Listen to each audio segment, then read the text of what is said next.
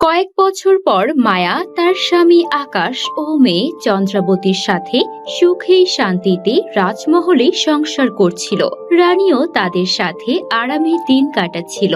রানী একদিন তার পুত্র এবং পুত্রবধূকে ডেকে বলে, শোনো মায়া, কত বছর তো হয়ে গেল আমাদের নাতনি হয়েছে। আমি কি নাতির মুখে দাদি ডাক শুনবো না? এখন তো ঘর আলো করে আমার নাতিকে দেখার দিন, দুজনের সাথে খেলার দিন। জি অবশ্যই, আমরা খুব তাড়াতাড়ি আপনাকে সুখবর দেব। মা, আমরা নিজেরাও চাইছি এখন যেন আমাদের একটা ছোট্ট রাজকুমারের জন্ম হয়। তাহলে তো ভালোই হয়। অনেক দিন হয়ে গেছে আমাদের ওপর দিয়ে এত কিছু, এত ঝামেলা ঝড় গিয়েছে। এখন সবকিছুই ঠিক হয়েছে। শান্তিতে নাতিপুতির সাথে খেলা করে মরতে পারলে ভালো লাগবে। আহা মা, কি বলছেন এসব? এভাবে বলবেন না। কিছুক্ষণ পর গ্রাম থেকে মায়ার বাবা মাও সেখানে চলে আসে। আরে মায়া, মা আমার আজকে তোরে দেখবার জন্য অনেক মনটা পুরাইতাছিল। এই জন্য আজকে আর দেরি না কইরা সকাল সকাল চলে আসলাম। বালা আছস তো মা? রাজকুমার, আপনি ভালো আছেন? খুব ভালো করেছো মা, তোমরা চলে এসেছো। আমারও খুব ইচ্ছে করছিল তোমাকে আর বাবাকে দেখতে। আর আমরা তো ভালোই আছি। যাক, ভালো কথা। তা রানী সাহেবা, আপনি ভালো আছেন তো? কিছু না বইলাই চলে আসলাম।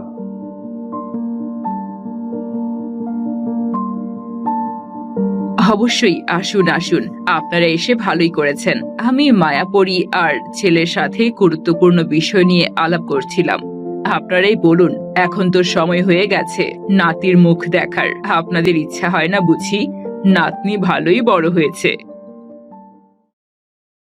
কি যে কইতাছেন রানী সাহেবা, আমার আবার ইচ্ছা হয় না? অবশ্যই হইব। মায়ার যদি ছেলে হয় তাইলে আমার যে কি ভালা লাগবো। বয়স হয়ে গেছে, বলেন কোন দিন মইরা যাই, তার আগে নাতি নাতনির সাথে খেলমু। এটাই তো বুড়া বয়সের শখ থাকে, তাই না? একদম ঠিক কথা বলেছেন। এভাবেই হাসি খুশি ভাবে তাদের দিন চলছিল। অন্যদিকে বিক্রমপুর রাজ্যের রাজা বিক্রম এবং রানী পরী একসাথে থাকতে শুরু করে। তবে রানী পরী সময় পেলে তার পরী রাজ্যে যেত এবং সেখানের সবকিছু দেখাশোনা করে আসতো। রানীপরি, কতদিন তো হয়ে গেল আমরা বিষ্ণুপুর রাজ্যে মায়ার সাথে দেখা করতে যাচ্ছি না। কে জানে আমাদের মায়া কেমন আছে, আর রাজকুমার আকাশই বা কেমন আছে। দেখা করতে যাওয়া কি উচিত না? তুমি কি বলো? আমারও সেটাই মনে হচ্ছিল। ঠিক আছে, তাহলে আমরা দুদিন বাদে পূর্ণিমায় মায়াপুরী এবং রাজকুমার আকাশের সাথে দেখা করতে তাদের রাজ্যে যাব। রাজা বিক্রম এরপর কিছুটা উদাস হয়ে পড়েন। রানী পরী সেটা দেখে তাকে জিজ্ঞেস করে, কি হলো রাজা বিক্রম, তুমি হঠাৎ করে এমন উদাস হলে কেন? আসলে আমার মাঝে মাঝে আমার নিজের মেয়ে কণিকার কথাও খুব মনে পড়ে। আমি জানি মায়াও আমাদের নিজেদের মেয়ে, তবে কণিকা কেন এমন করলো? আমি ছোটবেলা থেকে কণিকাকে কত আদর যত্ন করে মানুষ করেছি। এখন খুবই মনে পড়ে তার কথা। খুব কঠিনভাবে দিন কাটাচ্ছে সে বন্দী হয়ে। আমার মনে হয় কি, তোমার তাদেরকে দ্বিতীয় একটা সুযোগ দিয়ে দেখা উচিত। তারা ভুল কাজ করেছে। এত বছরে হয়তো তাদের চিন্তা ভাবনার ওপর পরিবর্তন হয়েছে। তুমিও তাই বলছো? আমারও খুব ইচ্ছে হচ্ছে। ঠিক আছে, আমি তাহলে এখন যাই। এখনই গিয়ে আমি আমার কণিকা মেয়ের সাথে দেখা করে আসি। তবে আমি রানী বিথিকাকে কোনোভাবেই মাফ করতে পারবো না। সেই একমাত্র দায়ী আমার মেয়েকে এমন ভাবে তৈরি করার জন্য। তোমার যা ভালো মনে হয় তুমি করো। এখন তাহলে আমি ঘুমোতে চললাম।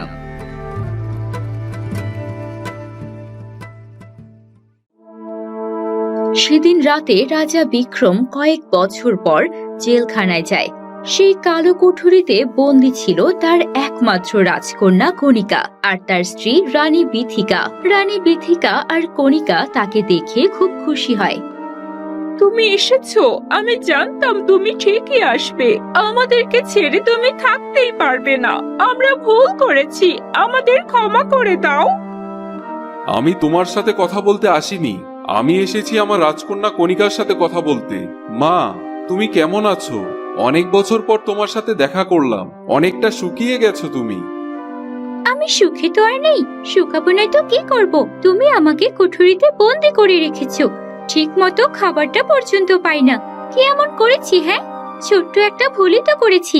তোমার সেই দ্বিতীয় কন্যাকে আমার একদমই সহ্য হয় না, আর এজন্য তুমি আমাকে এত বড় শাস্তি দিলে। আমার থেকে বেশি আপন তোমার সেই মেয়ে হয়ে গেল। এভাবে কথা বলো না। তুমি আর তোমার মা আমাকে বাধ্য করেছো তোমাদের এমন শাস্তি দিতে। আমি অনেকবার তোমাদের অনেক রকমের ভুল দেখেও না দেখার ভান করেছি, কিন্তু তুমি তো একজন মানুষের জীবন নিতে চেয়েছো। সে তো আর কেউ না, তোমারই আপন বোন। আমি তো বলেছি, যতই যাই হোক, তুমি মানুষ হয়ে আরেকজন মানুষকে কি করে খুন করার কথা চিন্তা করতে পারো? আর আমার রাজ্যে এসব অপরাধের শাস্তি সকল অপরাধীকেই পেতে হয়, সে হোক আমার মেয়ে নতবা আমার স্ত্রী। সবাইকে তার ফল ভোগ করতে হবে। রাজা বিক্রমের এমন কথা শুনে রানী বিথিকা বুঝতে পারে সে তাদেরকে কোনোভাবেই এখান থেকে ছাড়িয়ে নিয়ে যাবে না, যদি তারা এভাবেই কথা বলতে থাকে। এরপর রানী বিথিকা মনে মনে চিন্তা করে, আমার মন বলছে রাজা বিক্রমের আমাদেরকে খুবই মনে পড়ছে, কিন্তু সে কখনোই আমাদেরকে এখান থেকে ছাড়িয়ে নিয়ে যেতে পারবে না।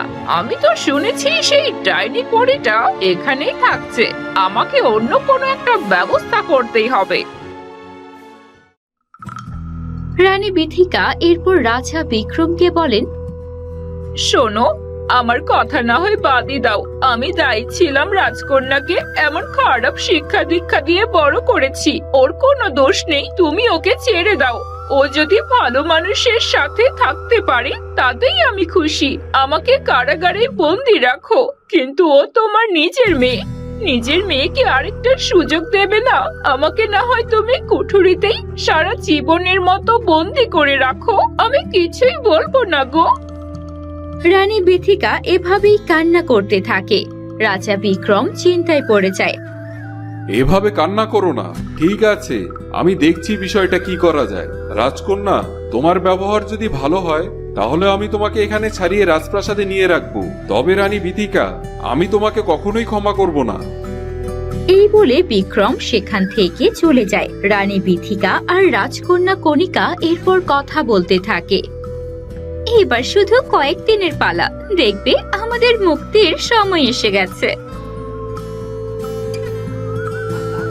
না না, আমাদের না, শুধু তোমাকে এখান থেকে তোমার বাবা ছাড়িয়ে নিয়ে যাবে। রাজা বিক্রম তোমাকে অনেক ভালোবাসে। সে তোমাকে এত বছর বন্দি রেখেছে, তার জন্য নিশ্চয়ই তার মন খারাপ।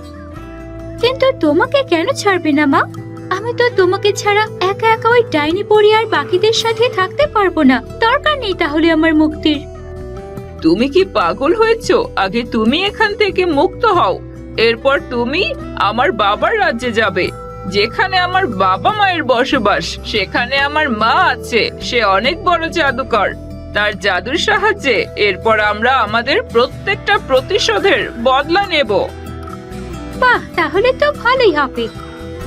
রানী বিথিকা আর কণিকা এরপর হাসতে থাকে। রানী বিথিকা তার মাথায় দুর্দান্ত পরিকল্পনা করতে থাকে কিভাবে সে তার অপমানের প্রতিশোধ নেবে।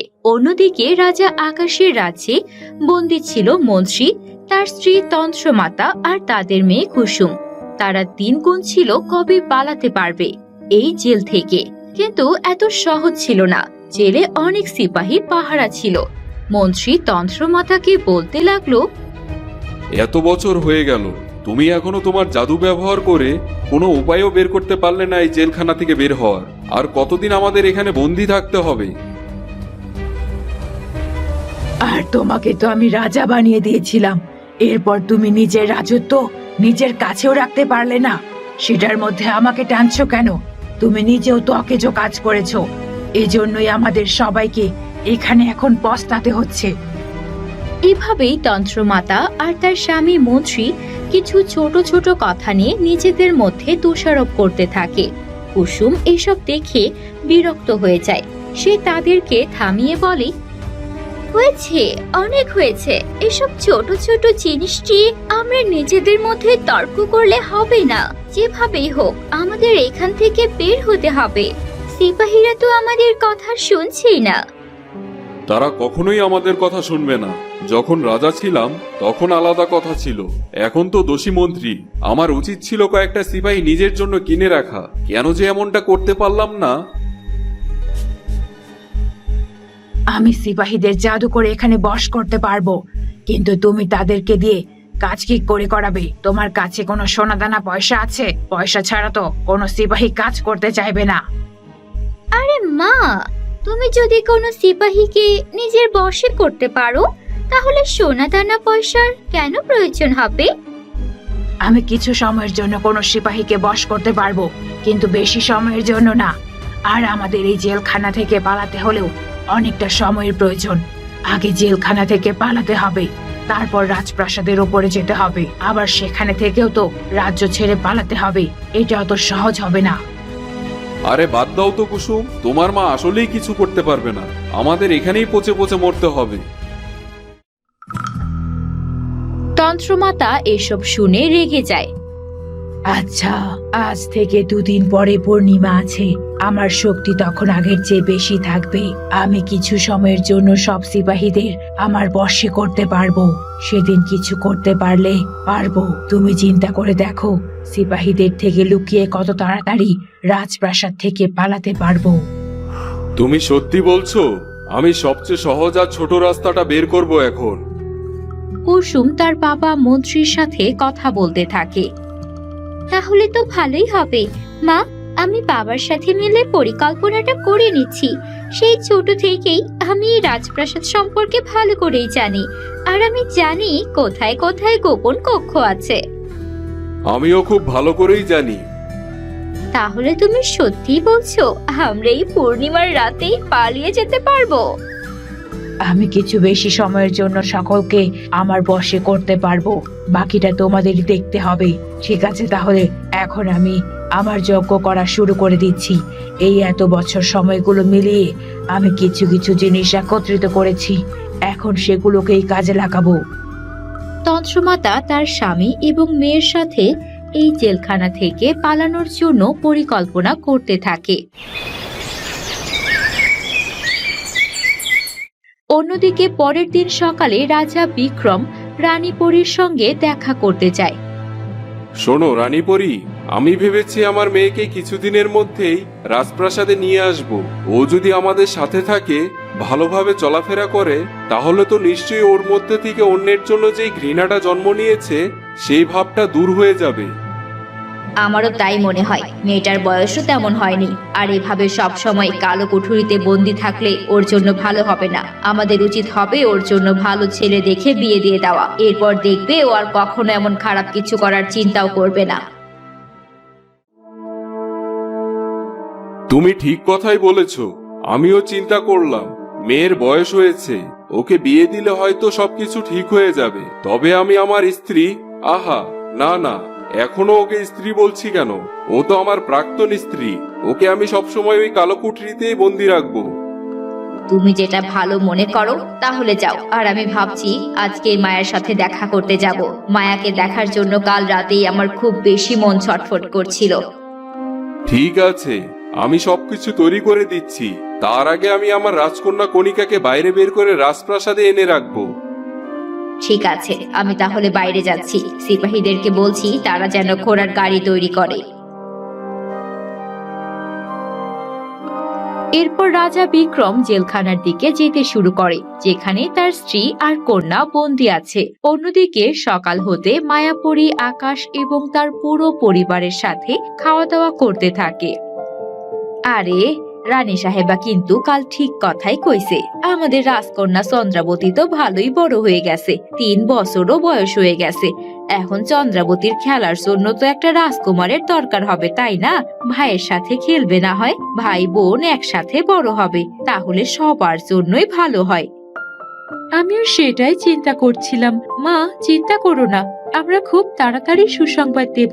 আজ আমাদের এখানে দরবেশ বাবাও আসবেন, তিনি হয়তো আমাদের শুভক্ষণ বলে দিতে পারবেন। আমরা তো চেষ্টা করছিলামই। তুমি দরবেশ বাবাকেও খবর দিয়েছো? ভালো করেছো, ভালোই হবে।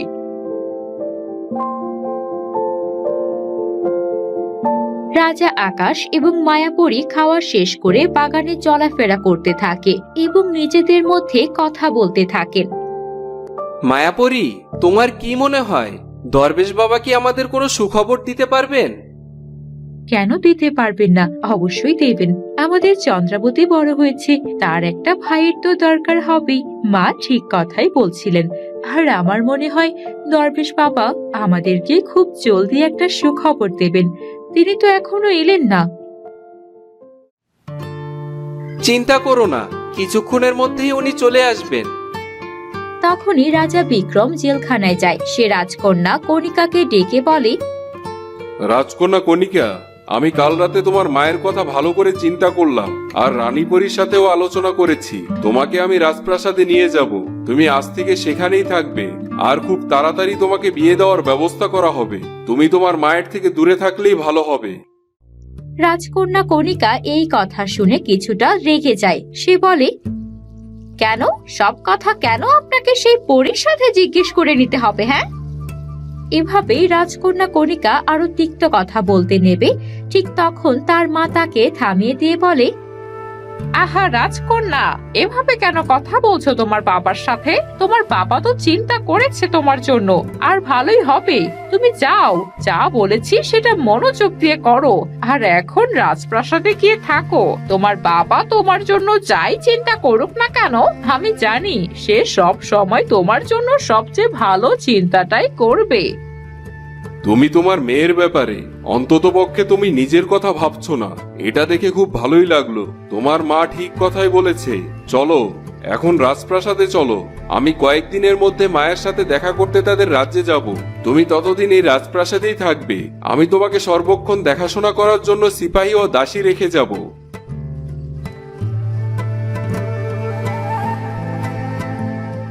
রাজকন্যা কণিকা যদিও চাইছিল না সেই জেলখানা থেকে তার মাকে রেখে বের হতে, কিন্তু তার মায়ের বলা প্রত্যেকটা কথাই তার মনে ছিল।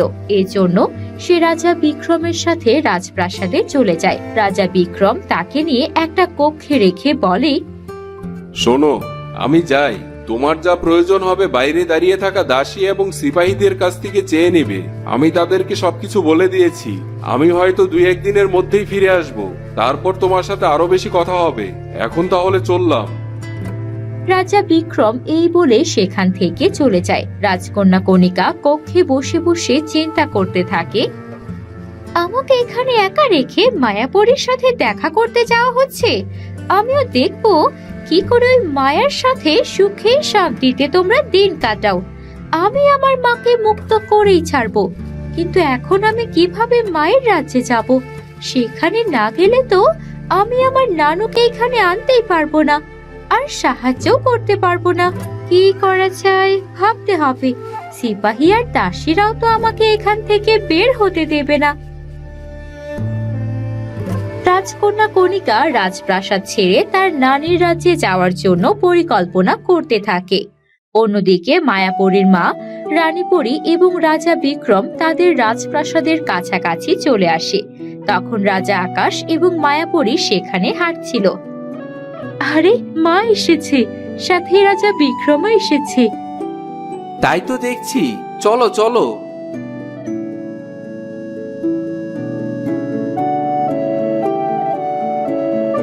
আরে আপনারাও এসেছেন, খুব ভালো হয়েছে।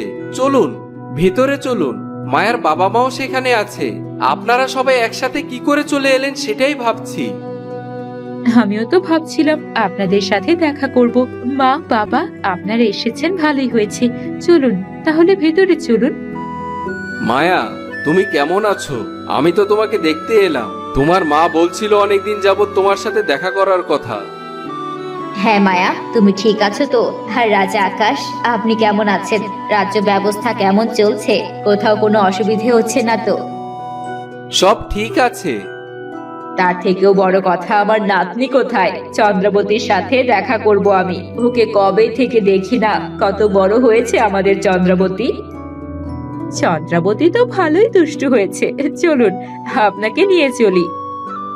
এরপর তারা সকলে রাজপ্রাসাদের ভেতরে চলে যায়। এভাবে আনন্দ করে করে তাদের আরো কিছুদিন কেটে যায়। দুদিন পর সেই পূর্ণিমার দিন চলে আসে। তন্ত্রমাতা যজ্ঞ করতে বসে পড়ে আর মন্ত্রী তার মেয়ের সাথে অপেক্ষা করতে থাকে কখন সিপাহীরা তন্ত্রমাতার বশে আসবে। অন্যদিকে রাজপ্রাসাদের সকলেই আনন্দ করছিল চন্দ্রাবতীকে নিয়ে। হঠাৎ আকাশ, আমার যেন কেমন মনে হচ্ছে কোথাও কোনো গন্ডগোল আছে। কি বলছো এসব? কিসের গন্ডগোল থাকবে? তা না, দরবেশ বাবা সেদিন আসবে বলেও কেন এখনো এলো না? আমার চিন্তা হচ্ছে আর মনটাও কেমন যেন করছে। আমার মনে হয় আমাদের উচিত হবে সিপাহীদের সতর্ক করে দেওয়া। রানীপুরী মায়াকে চিন্তিত অবস্থায় দেখতে পায়। সে জিজ্ঞেস করে, কি হলো মায়া, হঠাৎ করে এমন চিন্তিত হয়ে গেলে কেন? বলতে পারছি না, তবে আমার মনে হচ্ছে কোথাও কোনো গন্ডগোল হচ্ছে। আমি আগ থেকে কিছু না কিছু আজ করতে পারি। সেটা তো আমারও শক্তি আছে। আমার রাজ্যে কিছু হতে নিলে আমি আগে থেকেই বুঝতে পারি। আমার মনে হয় তুমি ঠিক মনে করেছো, কোথাও কোনো গন্ডগোল হয়তো হতেই পারে। আকাশ, তুমি সকলকে সতর্ক করে দাও, তাহলে আর কোনো ক্ষতি হবে না। ঠিক আছে, আমি এখনই যাচ্ছি। মায়া, তুমি এখানেই থাকো। এরপর আকাশ সিপাহীদের খোঁজে চলে যায়। সে দেখতে পায় সিপাহীরা কেমন যেন উদ্ভব আচরণ করছে। তারা কেউ কারোর সঙ্গে ঠিক মতো কথা বলছে না। এমনকি তাদের রাজামশাই যখন ডাকছেন তখনও উত্তর দিচ্ছে না। কি ব্যাপার? কেউ আমার কোনো কথার উত্তরই দিচ্ছে না। আমি তাদের রাজা, এতক্ষণ তো দৌড়ে চলে আসার কথা আমার কাছে, কিন্তু কেউই তো আমার কাছে এলো না। নিশ্চয়ই কোনো গন্ডগোল আছে। মায়া ঠিক কথাই বলেছে, আমাকে এখনই একবার দেখতে হবে সবকিছু ঠিকঠাক আছে কিনা। আকাশ অবাক হয়ে এদিক সেদিক দেখতে থাকে, কিন্তু তখনও সিপাহীরা কেউই উত্তর দিচ্ছিল না। এমন সময় মায়াপরী বেরিয়ে আসে। সে আকাশকে এমন অবস্থায় দেখে জিজ্ঞেস করে, কি হলো আকাশ, এমন চিন্তিত হয়ে আছো কেন? কিছু হয়েছে? খুঁজে পেয়েছো কোথায় কি গন্ডগোল? এই দেখো না, আমি এতক্ষণ যাবৎ সিপাহীদের ডাকছি, কিন্তু কেউ আমার কোনো কথার উত্তরই দিচ্ছে না। সবাই কেমন যেন এক ধ্যান করে তাকিয়ে আছে। আমিও তো তাই দেখছি। আমি বলছিলাম না তোমাকে, নিশ্চয়ই কোথাও কোনো গন্ডগোল আছে। না, পাইনি। চলো তাড়াতাড়ি, আমরা রাজপ্রাসাদটা একটা চক্কর দিয়ে দেখে আসি। বাইরে থেকে কেউ কোথাও আসছে কিনা সেটাও দেখতে হবে। এমন সময় রানীপরী সেখানে চলে আসে। আকাশ, তুমি এক কাজ করো, তুমি রাজপ্রাসাদটা ভালো করে ঘুরে দেখো। আমি আর মায়া জেলখানায় যাব। জেলখানায় তো তন্ত্রমাতা আর মন্ত্রী বন্দি আছে, তাই না? কিন্তু আমরা জেলখানায় গেলে কি হবে? তারা তো 3 বছর যাবৎ বন্দি আছে, কখনোই কিছু করেনি। আজ তাহলে হঠাৎ কি করে কিছু করার কথা চিন্তা করতে পারি? যদি আমরা সতর্ক থাকি তাহলে তো আমাদের জন্যই ভালো হবে। চলো গিয়ে দেখি। আজ আবার পূর্ণিমাতে এসব তন্ত্রমাতারা বেশি শক্তি পেয়ে যায়, হয়তো পালানোর চেষ্টা করলেও করতে পারে। রানীপরীর কথায় মায়া এবং আকাশ দুজনেই একমত হয়। ঠিক আছে, সাবধানে যাবেন। মায়া, তুমিও সাবধানে যেও। আমি এখনই দেখছি। তারপর তারা যার যার জায়গা মতো চলে যায়। রানীপরী আর মায়া মিলে রাজপ্রাসাদের গভীরে থাকা কালো কুঠুরির দিকে যেতে শুরু করে। অন্যদিকে তন্ত্রমাতা তার স্বামীকে ডেকে বলে, শোনো, আমার কাজ হয়ে গেছে। এখন সিপাহীরা কিছুক্ষণের জন্য এক জায়গায় দাঁড়িয়ে থাকবে স্থির হয়ে, আর একজন সিপাহী এসে আমাদের দরজা খুলে দেবে। কিন্তু এরপর আমরা কোথায় যাব? তুমি এতটুকু করেছো, এতেই হবে। বাকিটা আমি দেখে নেব। চলো কুসুম, তাড়াতাড়ি চলো। এখান থেকে পার হতে হবে আমাদের।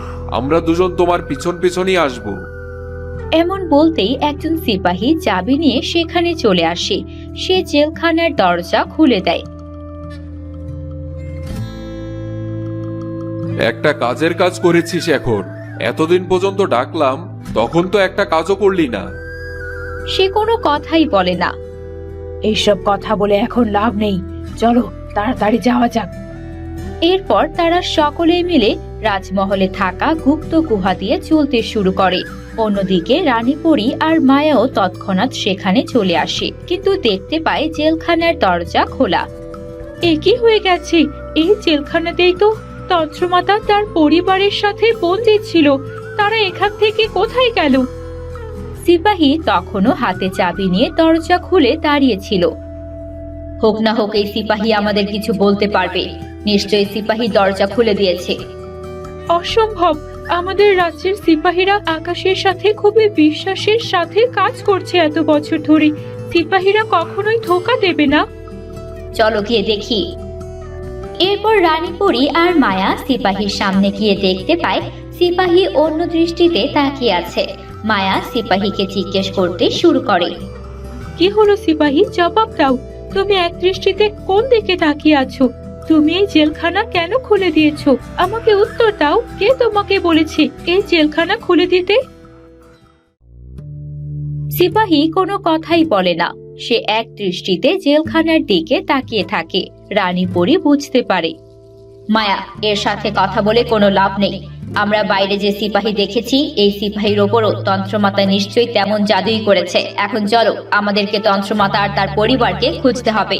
এখান থেকে তারা উপরে যায়নি সেটা আমি নিশ্চিত, কারণ আমরা তো এইমাত্র উপর থেকে এলাম। আশেপাশে কোথাও কি কোনো গুপ্ত গুহা আছে? থাকলে আমাকে বলো। সেটা তো আমি বলতে পারবো না। মায়া আর রানীপুরী এভাবেই চিন্তিত হয়ে সেখানে দাঁড়িয়ে থাকেন। অন্যদিকে আকাশ রাজপ্রাসাদের আশেপাশে ঘুরে ঘুরে দেখতে থাকে কোথাও কোনো সিপাহী আছে কিনা, কিন্তু কাউকেও কোথাও দেখতে পায় না। আরে, সিপাহীরা সকলে কোথায় গেল? পুরো রাজপ্রাসাদটা এভাবে সিপাহী শূন্য হয়ে আছে। যদি বাইরে থেকে কেউ আক্রমণ করতে চায় তাহলে কি একটা অবস্থা হবে। না, আমি নিজেই প্রবেশদ্বারগুলি বন্ধ করব। আগে পিছনের দরজাটা বন্ধ করে আসি, পরে সামনের দরজাটা বন্ধ করতে যাব। এই বলে আকাশ পেছনের প্রবেশদ্বারের দিকে হাঁটতে শুরু করে। অন্যদিকে জেলখানার মধ্যে থাকা মায়া এবং রানীপুরী এদিক সেদিক খুঁজে একটা ছোট্ট গুহা খুঁজে পায়। এই দেখুন মা, এদিকে একটা ছোট্ট গুহা আছে। আমি তো এই রাজপ্রাসাদ সম্পর্কে তেমন ভালো করে জানি না। নিশ্চয়ই এটা কোনো লুকানোর গুহা। আমারও তাই মনে হয়। রাজপ্রাসাদে এমন ছোটখাটো লুকানো গুহা তো থাকবেই। আর মন্ত্রী এত বছর ধরে কাজ করছে, সে তো আরো ভালো করে সবকিছু জানে। চলো তাড়াতাড়ি, এদিকে নিশ্চয়ই তন্ত্রমাতার মন্ত্রী একসাথে পালিয়েছে। এরপর রানীপুরী আর মায়া একসাথে সেই গুহার মধ্য দিয়ে হাঁটতে থাকে এবং তারা তন্ত্রমাতার খোঁজ করতে থাকে। অন্যদিকে তন্ত্রমাতা তার পুরো পরিবার নিয়ে সেই গুহা থেকে বেরিয়ে রাজপ্রাসাদের পেছনের দরজার কাছাকাছি চলে আসে। এই তো পেছনের দরজার কাছাকাছি আমরা চলে এসেছি। এখন এই দরজাটাকে কোনো রকমে খুলে আমাদের বের হয়ে যেতে হবে। আমার খুব খুশি লাগছে, বলে বোঝাতে পারবো না। আমি তো ভেবেছিলাম যে আমরা এখান থেকে বের হতেই পারবো না, সারা জীবন ওই কুঠুরিতেই বন্দি থাকতে হবে।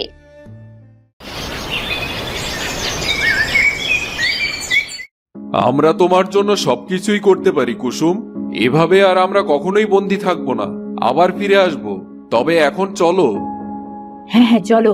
আমি এক্ষুনি দেখছি আমার জাদু শক্তি ব্যবহার করে দরজাটা খোলা যায় কিনা।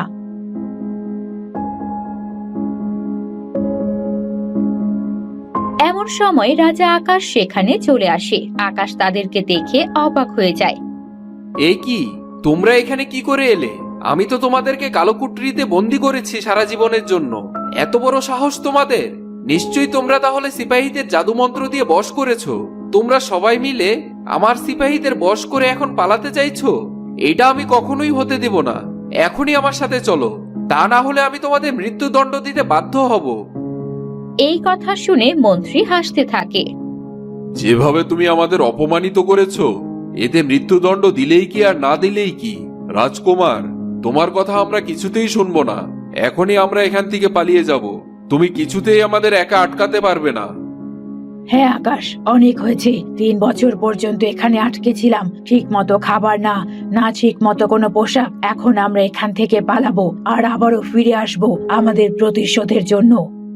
তন্ত্রমাতা এভাবেই আকাশের দিকে কথা বলছিল তাকিয়ে থেকে, কিন্তু তারা জানে না কিছুক্ষণের মধ্যেই সেই গুহা থেকে মায়া আর রানীপুরীও তাদের পিছু নিয়ে বেরিয়ে আসবে। কি হলো? তুমি এখানে দাঁড়িয়ে আছো কেন? তাড়াতাড়ি এই দরজাটা খোলার ব্যবস্থা করো। হ্যাঁ বাবা, আমার খুব ভয় করছে। মা, একটু তাড়াতাড়ি করো। চিন্তা করো না মা, আকাশ একা কিছুই করতে পারবে না আমাদের। আমরা এর আগেই এখান থেকে পালিয়ে যাব। এমন সময় পেছন থেকে রানীপুরী আর মায়া বেরিয়ে আসে। ঠিক বলেছো, আকাশ একা কিছুই করতে পারবে না। তবে তার সাথে আমি আছি আর আমার রানী পরিমাও আছে। আমরা তোমাদের এই পালিয়ে যাওয়ার পরিকল্পনা কখনোই সফল হতে দেব না। এক্ষুনি তোমাদেরকে ধরে বন্দি করে আমাদের সাথে নিয়ে যাব। অনেক হয়েছে তন্ত্রমাতা, তুমি তাড়াতাড়ি আমাদের এই রাজপ্রাসাদের সবগুলো সিপাহীকে নিজেদের বশ থেকে ছাড়িয়ে দাও। এ আমি কখনোই করব না। ঠিক আছে, তাহলে এবার আমার শক্তি দেখবে। তুমি তো তোমার শক্তি দেখালে, তবে আমার শক্তির সামনে টিকতে পারবে তো? তন্ত্রমাতা এবার চিন্তায় পড়ে যায়। সে মন্ত্রীকে ডেকে চুপি চুপি বলে, দেখো, অনেক হয়েছে। আমি চাইলেও একা এতগুলো মানুষের সাথে লড়াই করতে পারবো না।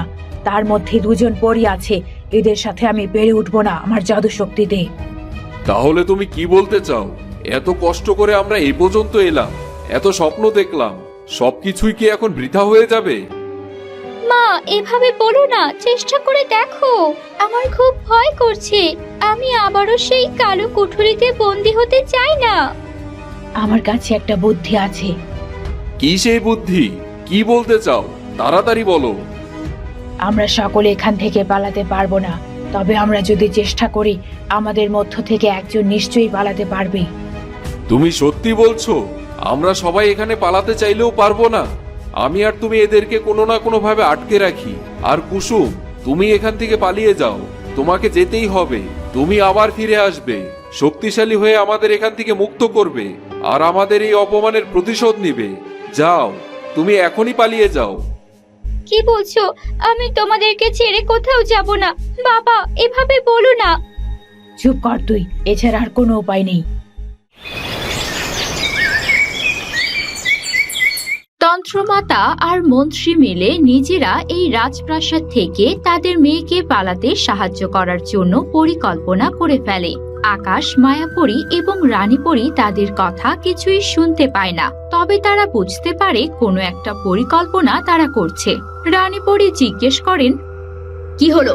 এখনো কিসের ফিসফিস করছো? তাড়াতাড়ি আমাদের সাথে বন্দী হয়ে চলো, তা না হলে আমি কিন্তু আমার জাদু শক্তি ব্যবহার করলে ভালো হবে না। তোমরা আমার সিপাহীদের বশমুক্ত করবে, নাকি আমি নিজে তলোয়ার দিয়ে তোমাদের কেটে রক্তাক্ত করব? আমরা সব কথাই শুনবো রানীপরী, আপনি জাদু করবেন না। আমি আপনার সাথে বন্দী হওয়ার জন্য যাচ্ছি। আমিও আপনার সাথে যাওয়ার জন্য প্রস্তুত। মন্ত্রী আর তন্ত্রমাতা এত সহজে রাজি হয়ে যাবে এটা রানীপরী কখনোই বিশ্বাস করতে পারেনি। সে মনে মনে চিন্তা করে, কি ব্যাপার, ওরা এত সহজে আমাদের সাথে যাওয়ার জন্য রাজি কি করে হয়ে গেল? তাহলে কি বুঝতে পেরে গেছে এখান থেকে পালানো কোনোভাবেই সম্ভব নয়? কিন্তু কোথাও কোনো গন্ডগোল নেই তো? এরই মধ্যে আকাশ বলতে শুরু করে, ঠিক আছে, আমি তোমাদের বন্দি করে নিয়ে যাব। তার আগে তুমি আমার সিপাহীদের বশমুক্ত করো। তার জন্য আমাকে এখানে ছোটখাটো একটা যজ্ঞে বসতে হবে, তা না হলে তো আমি তাদেরকে বশমুক্ত করতে পারবো না। আকাশ এবার কিছুটা চিন্তায় পড়ে যায়। আকাশ মনে মনে ভাবতে থাকে, কি আর এমন হবে? যদি একটা যজ্ঞ করতে দেই, তেমন তো কিছুই করতে পারবে না। এখানে রানীপরী আছে, মায়াও আছে, তারা খুব ভালো জাদু শক্তি জানে। কোনো কিছু হাত থেকে ফসকে যেতে নিলে তারা কোনো না কোনো ভাবে সেটা সামলে নেবে। আকাশ রানীপরী এবং মায়ার দিকে তাকিয়ে জিজ্ঞেস করে, মায়া, তুমি কি বলো? এই তন্ত্রমাতাকে কি যজ্ঞ করতে দিব? আমার মনে হয় না এখানে কোনো দোষের কিছু আছে। যদি কোনো চালাকি করার চেষ্টাও করে, তাহলে সকলকে এখানে আমি আমার জাদু শক্তি দিয়ে মৃত্যুর কোলে পাঠিয়ে দেব। তখন যত পারে তত চালাকি করবে আমাদের সাথে। না না, আমি তেমন কোনো কিছুই করব না। এক্ষুনি আমি আপনাদের সিপাহীদেরকে বশমুক্ত করে দিচ্ছি।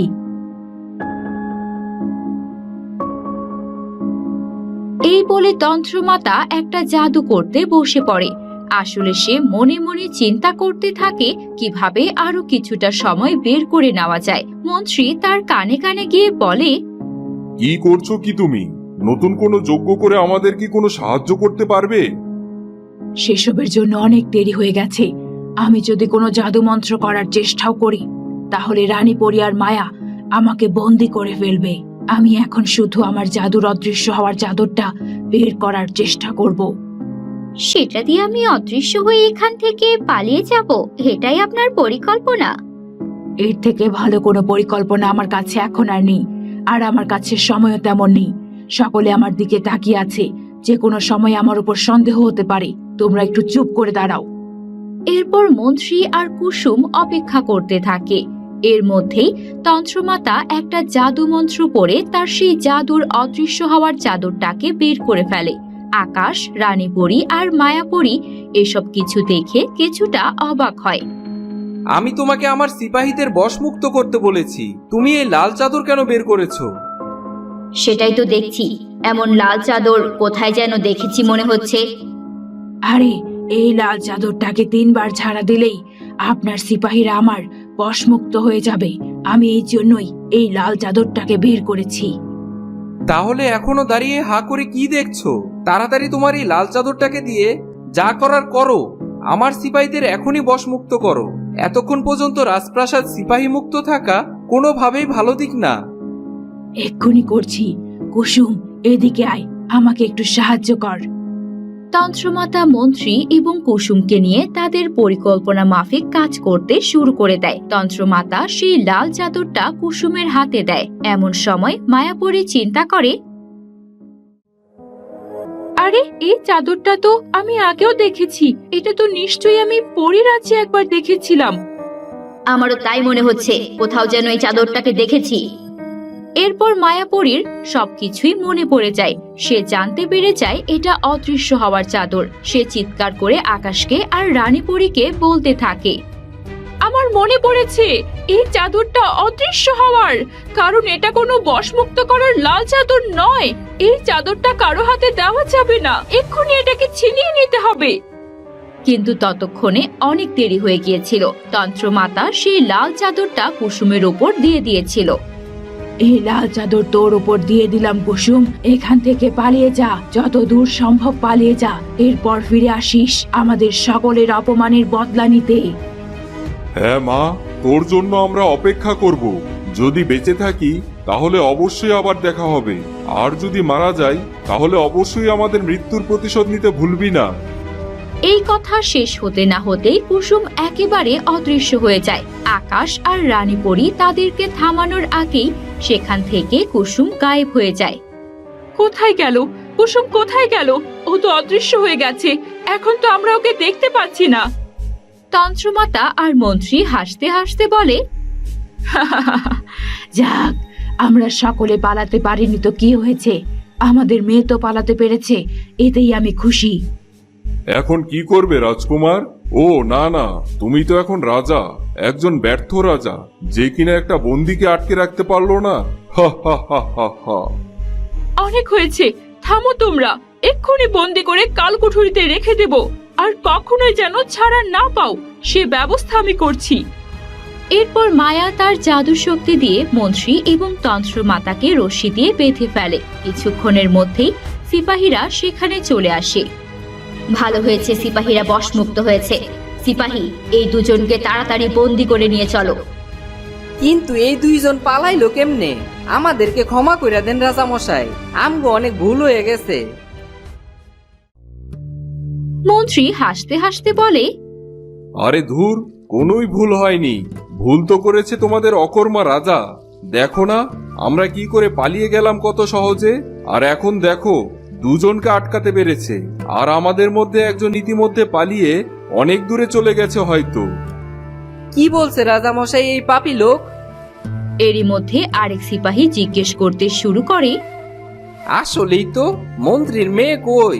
যদি সে পালিয়ে থাকে তাহলে তো তারা 3 জনই পালিয়েছে, আর একজন তাহলে কোথায় গেল?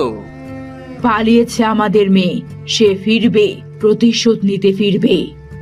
সিপাহীদের এমন প্রশ্ন শুনে আর মন্ত্রীর এমন তিরস্কার শুনে আকাশ ভেঙে পড়ে। সে সেখানে চুপচাপ দাঁড়িয়ে থাকে। মায়া সেটা বুঝতে পারে।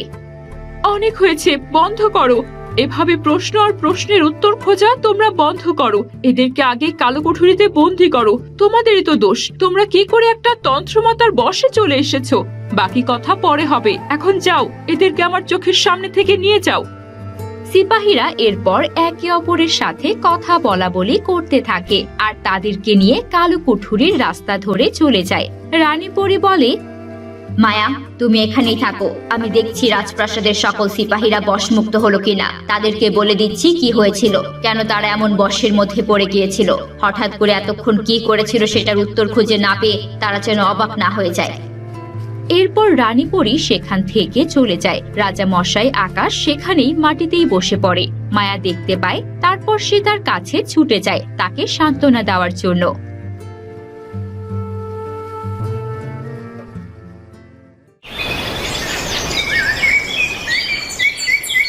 অন্যদিকে কুসুম রাজপ্রাসাদ পেরিয়ে জঙ্গল পেরিয়ে পাশের রাজ্যের কাছাকাছি চলে যায়। তখন সে তার মাথা থেকে লাল চাদরটা সরিয়ে ফেলে।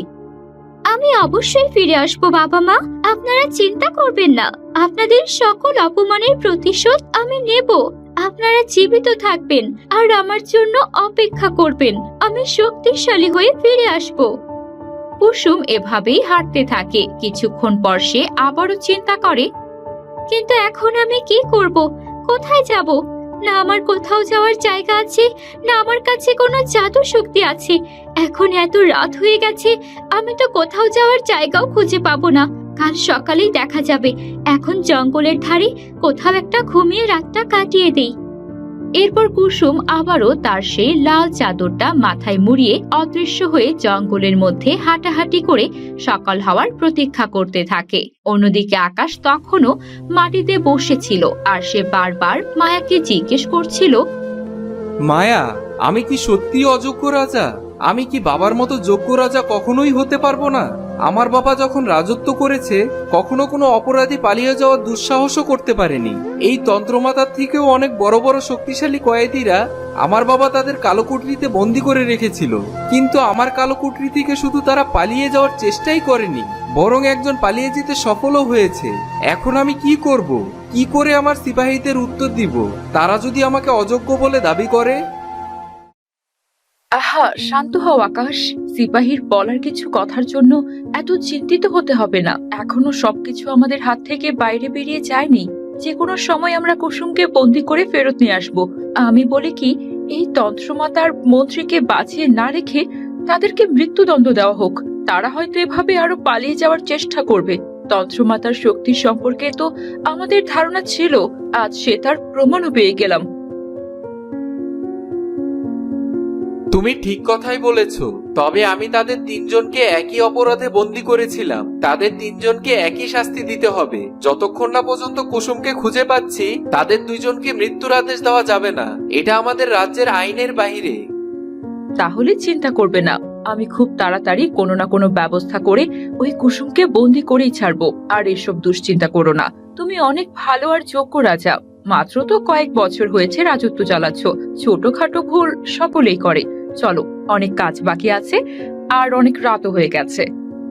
এরপর মায়া আকাশকে নিয়ে তাদের রাজপ্রাসাদে চলে যায়। রাজপ্রাসাদে যেতেই তাদের বাবা মা এবং রাজপ্রাসাদে থাকা বাকি সকলেই তাদের সামনে এসে জিজ্ঞেস করতে শুরু করে, কি হলো? বাইরে কি হয়েছিল? রানীপুরী কোথায়? অনেকক্ষণ যাবত তো ফেরত আসছে না। আমি তো অনেক চিন্তিত হয়ে পড়েছিলাম। কি হয়েছে? সব ঠিক আছে তো?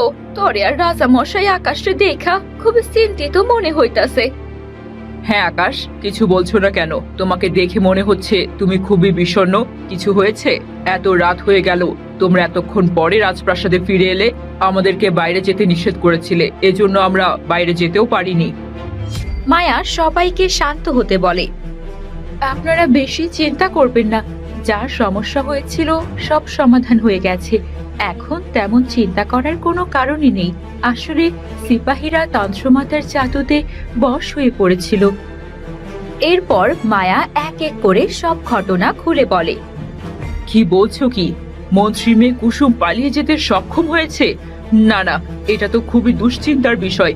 যদি রাজ্যে জানাজানি হয়ে যায় তাহলে সকলেই রাজামশাইয়ের রাজ সিংহাসনের ওপর কতটুকু জোর আছে সেটা নিয়ে প্রশ্ন করতে শুরু করে দেবে। আমারও তাই মনে হয়। যত তাড়াতাড়ি সম্ভব কুসুমকে বন্দি করতে হবে। এভাবে চলতে থাকলে তো রাজ্যের লোকেরা রাজার উপরে বিশ্বাস হারিয়ে ফেলবে। রাজা বিক্রম এবং রানীর কথা শুনে আকাশ আরো বেশি শক্তি হারিয়ে ফেলে। আমার মনে হচ্ছে আমি এই রাজ্যের জন্য যোগ্য রাজা নই। আমার বাবার মতো যোগ্য রাজা হয়তো আমি কোনোদিনই হতে পারবো না। এভাবে কেন বলছো? তোমার বাবার সম্পর্কে আমি খুব ভালো করেই জানতাম। সে সবসময় বলতো তুমি একজন যোগ্য রাজা হবে। এভাবে ভেঙে পড়ো না। কুসুমকে আমরা বন্দি করে ছাড়বই। আমি আমার বন্ধুরাজ্যে বলে দেব, তারা যেন কুসুমকে দেখলেই কোনো আশ্রয় না দিয়ে সাথে সাথে বন্দি করে। আকাশ, এত ভেঙে পড়ো না। আমি জানি তুমি তোমার বাবার থেকেও ভালো একজন রাজা হবে, কারণ তোমার বাবাকে রাজ্য পরিচালনা করতে কেউ শিখিয়ে দেয়নি। তবে তুমি তোমার বাবাকে রাজ্য পরিচালনা করতে দেখেছো, সে তোমাকে ভালোই শিক্ষা দিয়েছে। এতটুকু বিশ্বাস নিজের বাবার শিক্ষার উপর রাখো। অনেক হয়েছে, এখন সকলেই ঘুমোতে চলে যান। কিছুক্ষণের মধ্যেই তো সকাল হয়ে যাবে। এরপর সকলেই রাজপ্রাসাদে নিজেদের কক্ষে চলে যায়। অন্যদিকে বিক্রমপুর রাজ্যে সকাল হতেই রাজকন্যা কণিকা এদিক সেদিক ছটফট করতে থাকে। আজ বা কালকের মধ্যে বাবা ফেরত চলে আসবে, তার আগে আমাকে এখান থেকে বের হতে হবে। কিন্তু আমি কি করব? সিপাহীদেরকে কি কোনো কিছু দিয়ে লোভ দেখাবো? না না, যদি তারা বাবাকে বলে দেয় তাহলে বাবা নিশ্চয়ই আবার আমাকে কালকোঠরিতে বন্দি করে দেবে। আমাকে অন্য কিছু একটা বিষয় নিয়ে চিন্তা করতে হবে। এভাবে রাজকন্যা কণিকা চিন্তা করতে থাকে। কিছুক্ষণ পর রাজকন্যা কণিকার মাথায় একটা বুদ্ধি আসে। আমি তো আমাদের এই রাজপ্রাসাদের জানালা দিয়ে পালিয়ে গেলেই পারি। এখান দিয়ে পেছনের দরজা পর্যন্ত যেতে আমাকে কোনো সিপাহী দেখবে না, আর আমি লুকিয়ে লুকিয়ে হয়তো পার হয়ে যেতেই পারবো। কিন্তু প্রবেশদ্বার থেকে তো বের হতে পারবো না। সিপাহীরা আমাকে কখনোই বের হতে দেবে না, তারা আমাকে ভালো করেই চেনে। কি করা যায় তাহলে?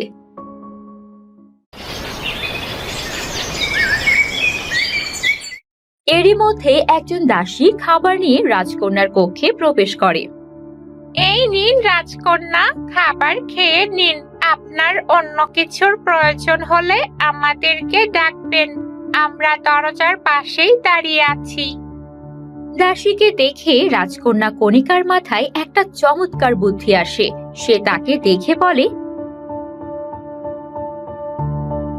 শোনো, তুমি যে কাপড়টা পরে আছো ঠিক এরকম দেখতে একটা কাপড় আমাকে ব্যবস্থা করে দাও তো। আমি এই কাপড়গুলো পরে দেখবো তোমরা এই কাপড় পরে কেমন স্বাচ্ছন্দ্য বোধ করো।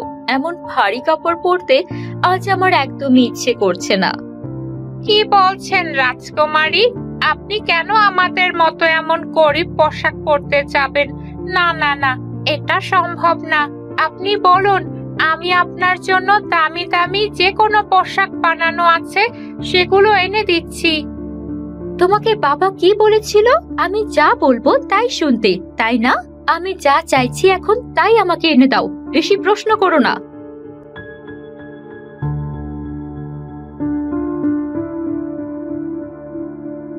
দাসী রাজকন্যা কণিকার কথায় অবাক হলেও তার কাছে আর করার কিছুই ছিল না। এই জন্য সে তাকে নিজের পরিধানরত দাসীদের আরেকটা কাপড় এনে দেয়। এরপর দাসী কক্ষের বাইরে দাঁড়িয়ে থাকে। এটাই হবে আমার পালিয়ে যাওয়ার বেশ। আমি এখান থেকে পালিয়ে আবার খুব তাড়াতাড়ি ফিরে আসব।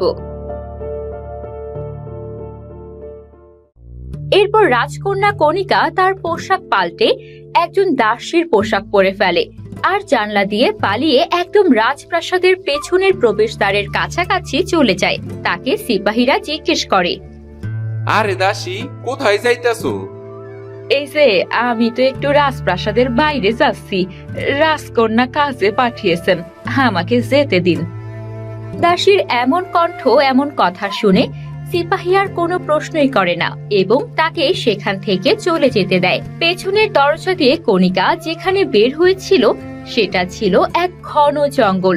সেই জঙ্গলের মধ্যেই সে হাঁটতে থাকে। এই জঙ্গল পেরিয়ে একটা নদী আছে, সেটা পেরোলেই আমি আমার নানুর রাজ্যে চলে যাব। কিন্তু এখান থেকে হাঁটতে তো আমার একদমই ভালো মনে হচ্ছে না। কোনো ছোট একটা উপায় থাকলে ভালো হতো। রাজকন্যা কণিকা এভাবেই হাঁটছিল। হঠাৎ সে তার সামনে দেখতে পায় মন্ত্রীর মেয়ে কুসুমকে। সে এক গাছের নিচে ঘুমিয়ে আছে।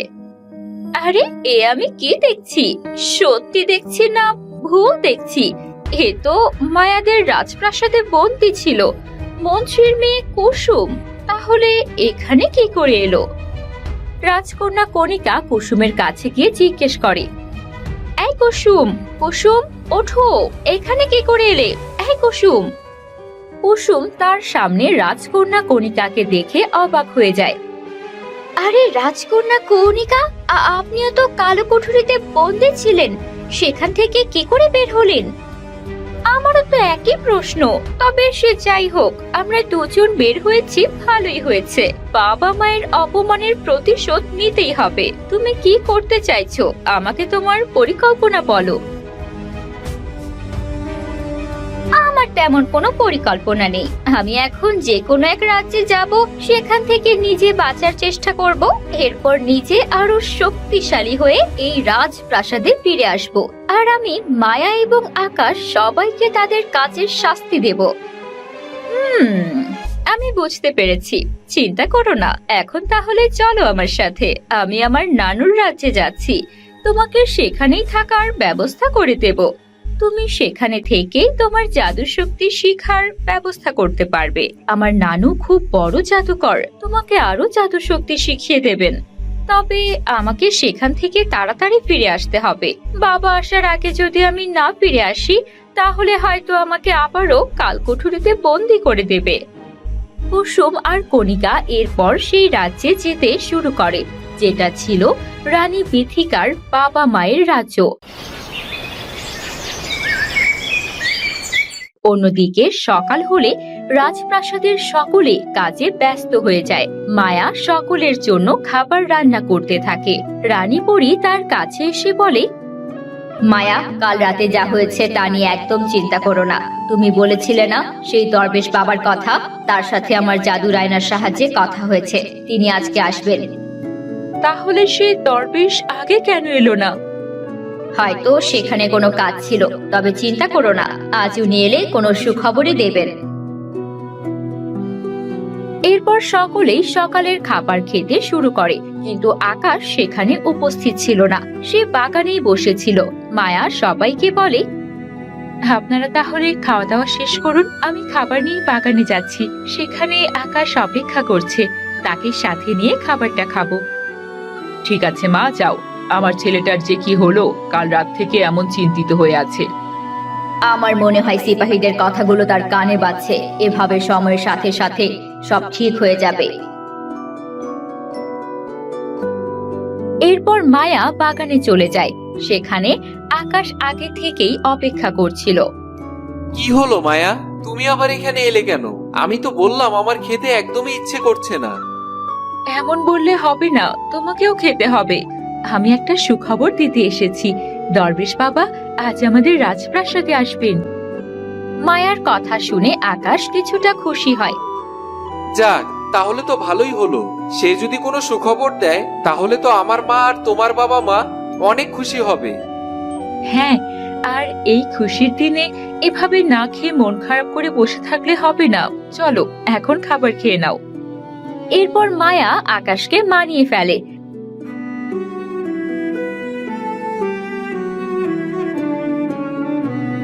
তারা খাওয়া দাওয়া করে রাজপ্রাসাদের ভেতর ঢুকতে নেবে, এমন সময় দরবেশ চলে আসে। মায়া পরি, আমি চলে এসেছি। দরবেশকে দেখে মায়া খুবই খুশি হয়। দরবেশ বাবা, আসুন আসুন, রাজপ্রাসাদের ভেতরে আসুন। আমার তো অত সময় নেই, আমি এখান থেকেই তোমার সাথে কথা বলে চলে যাব। আমাকে হিমালয়ের দিকে যেতে হবে, খুব বড় যজ্ঞ করতে হবে, ধ্যানে বসবো কয়েক মাসের জন্য। তবে চিন্তা করো না, আমার হাতে বেশি সময় না থাকলেও তোমার সব কথাই শুনবো। বলো, কেন ডেকেছো? এমন জরুরি খবর দিয়ে কেন আমাকে ডেকে নিয়ে এসেছো? দরবেশ বাবার গলার আওয়াজ শুনে রাজপ্রাসাদে থাকা সকলেই একে একে বেরিয়ে চলে আসে। আরে দরবেশ বাবা, আপনি তো খুব সকাল সকালই চলে এসেছেন। এখানেই বসে কথা বলবেন, নাকি ভেতরে আমাদের রাজপ্রাসাদেও আসবেন? আপনার আপ্যায়নের সুযোগ দেবেন? না না রানীপরি, আমি এখন আর রাজপ্রাসাদে গিয়ে কারো আপ্যায়ন গ্রহণ করতে পারবো না। আমাকে হিমালয়ের দিকে যেতে হবে। তোমরা সকলে ভালো আছো তো? ভালো কাজ করছো তো? চিন্তা করবেন না দরবেশ বাবা, আমরা আগের থেকে অনেক ভালো আছি। এখন আপনি বলুন, আমাদের ঘরে সুখবর কবে আসতে চলেছে? আমাদের যে বড়ই নাতির মুখ দেখার শখ, নাতি নাতনিকে দেখে তাদের সাথে খেলা করব। আমি বুঝতে পেরেছি, তোমরা কোনো চিন্তা করো না। মায়া খুব তাড়াতাড়ি সুখবর দিবে। আর আমি দেখতে পাচ্ছি মায়ার এবার যে সন্তান হবে সে রাজকুমার হবে। আপনি সত্যি বলছেন দরবেশ বাবা? আমার তো বিশ্বাসই হচ্ছে না। আপনাকে অনেক ধন্যবাদ দরবেশ বাবা। হ্যাঁ দরবেশ বাবা, আপনি আমাদের সকলের মনের আশা পূরণ করলেন। তবে এই সুখবরটা আমরা কদিনের মধ্যে পেতে পারি? এই সুখবরটা আমি তোমাদের আজই দিয়ে যাচ্ছি। আসলে আমি ইচ্ছা করে কদিন আগে আসিনি, আমি জানতাম আর দুদিন আগে এলেই হয়তো তোমাদেরকে নিজের মুখে সুখবর দিতে পারতাম না। আসলে মায়াপরী গর্ভবতী।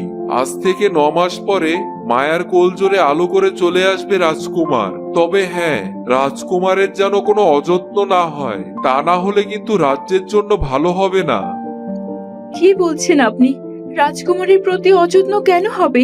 অবশ্যই তার প্রতি আমরা যথেষ্ট যত্নশীল হব। আপনাকে অনেক ধন্যবাদ দরবেশ বাবা। ঠিক আছে, আমি তাহলে এখন চললাম। এরপর দরবেশ হিমালয়ের দিকে চলে যায় ধ্যান করতে। অন্যদিকে মায়ার গর্ভবতী হওয়ার কথা শুনে রাজপ্রাসাদে যেন খুশির ঢল নেমে আসে। সকলেই খুব খুশি হয়। আমার তো বিশ্বাসই হইতাছে না, দরবেশ বাবা কি সুখবর দিয়া গেল। মায়া, তুই গর্ভবতী? তাইলে এখন থেকে তোরে আরো বেশি সাবধানে থাকা লাগবো। আমারও তো তাই মনে হচ্ছে। মায়া, এখন থেকে তুমি আর কোনো জাদু শক্তির চর্চা করো না, তাহলে তোমার অনেক বেশি শক্তি ক্ষয় হবে। তুমি বরং এখন থেকে বিশ্রাম করবে। অবশ্যই, কোনো চিন্তা করো না, সবকিছুর দায়িত্ব আমিই নিব। এখন থেকে তোরে আর অমন চিন্তা করতে হইব না। সকলেই খুশি হয়। রানী সাহেবা বলতে শুরু করেন, শুনুন তাহলে, এখন আর আপনাদের কাউকেই রাজপ্রাসাদ ছেড়ে যেতে দিচ্ছি না। মায়ার মা, আপনি এখানেই থাকবেন। আরে তার বলতে, আমার মাইয়া আবারও গর্ভবতী হয়েছে, আমি তো এখানেই থাকবো। আমার মাইয়ার দেখাশোনা করতে হইব না?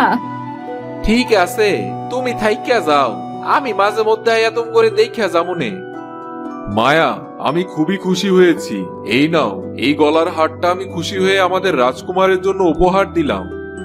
রাজা বিক্রম তার পছন্দের একটা জাদুর হার মায়াকে উপহার দেয়। কিন্তু এই হার তো আমি আপনাকে সেই কবে থেকেই পড়তে দেখছি বাবা, এখন আপনি এই হারটা দিয়ে দিচ্ছেন কেন? আমি অনেক খুশি হয়েছি, এই জন্যই আমি রাজকুমারকে এই হারটা দিচ্ছি। এটা একটা জাদুর হার, আর এই জাদুর হার সম্পর্কে রাজকুমার বড় হলে আপনা আপনি জেনে যাবে। এরপর সকলেই রাজপ্রাসাদে চলে যায় এবং সবাই খুব খুশি থাকে। অন্যদিকে কণিকা আর কুসুম একসাথে সেই রাজ্যে চলে যায়, যে রাজ্যের রানী বিথিকার জাদুকর মা বাস করত। তারা খুব সহজেই রানী বিথিকার জাদুকর মায়ের সাথে দেখা করতে চলে যায়। জাদুকর্ণী তখন একটা জাদুর জন্য ধ্যান করছিল। এমন সময় কণিকা সেখানে গিয়ে বলতে শুরু করে, নানু, আমি কণিকা, আপনার মেয়ে বিথিকার একমাত্র কন্যা। আমি আপনার কাছে বিপদে পড়ে সাহায্য চাইতে এসেছি।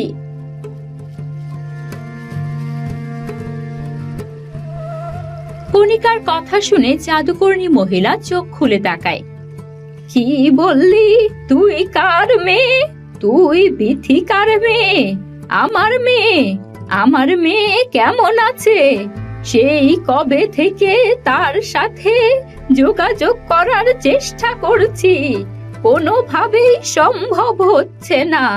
রাজপ্রাসাদে যাব, সেই সময়টুকুও পাচ্ছি না। ভালো আছে তো আমার মেয়ে? না না না, একদম মা ভালো নেই, একদমই না, তাকে বন্দি করে রাখা হয়েছে। এরপর কণিকা তার জাদুকর্ণী নানুকে সবকিছু খুলে বলে। কি এত বড় সাহস রাজা বিক্রমের!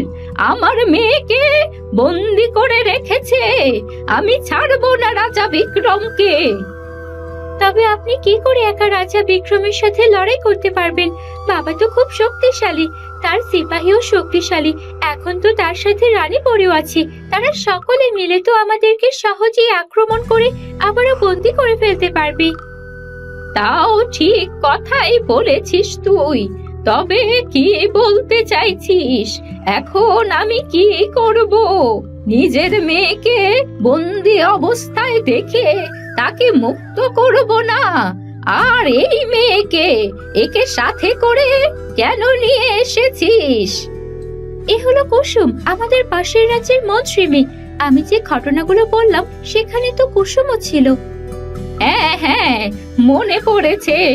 আয়, এদিকে আয়।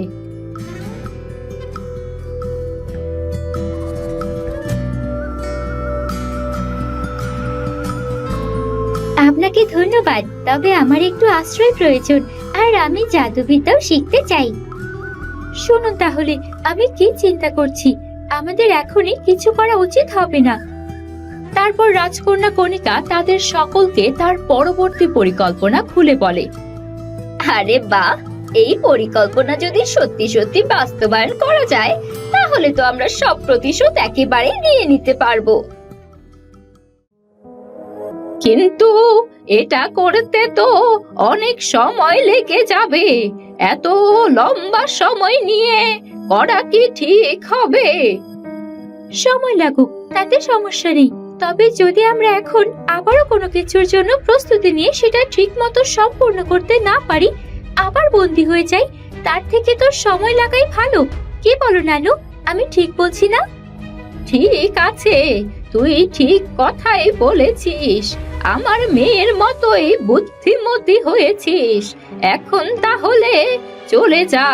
তোর বাবা হয়তো যে কোনো সময় রাজপ্রাসাদে চলে আসতে পারে। ঠিক আছে নানু, আমি চলে যাচ্ছি। কুসুম এখানেই থাকবে।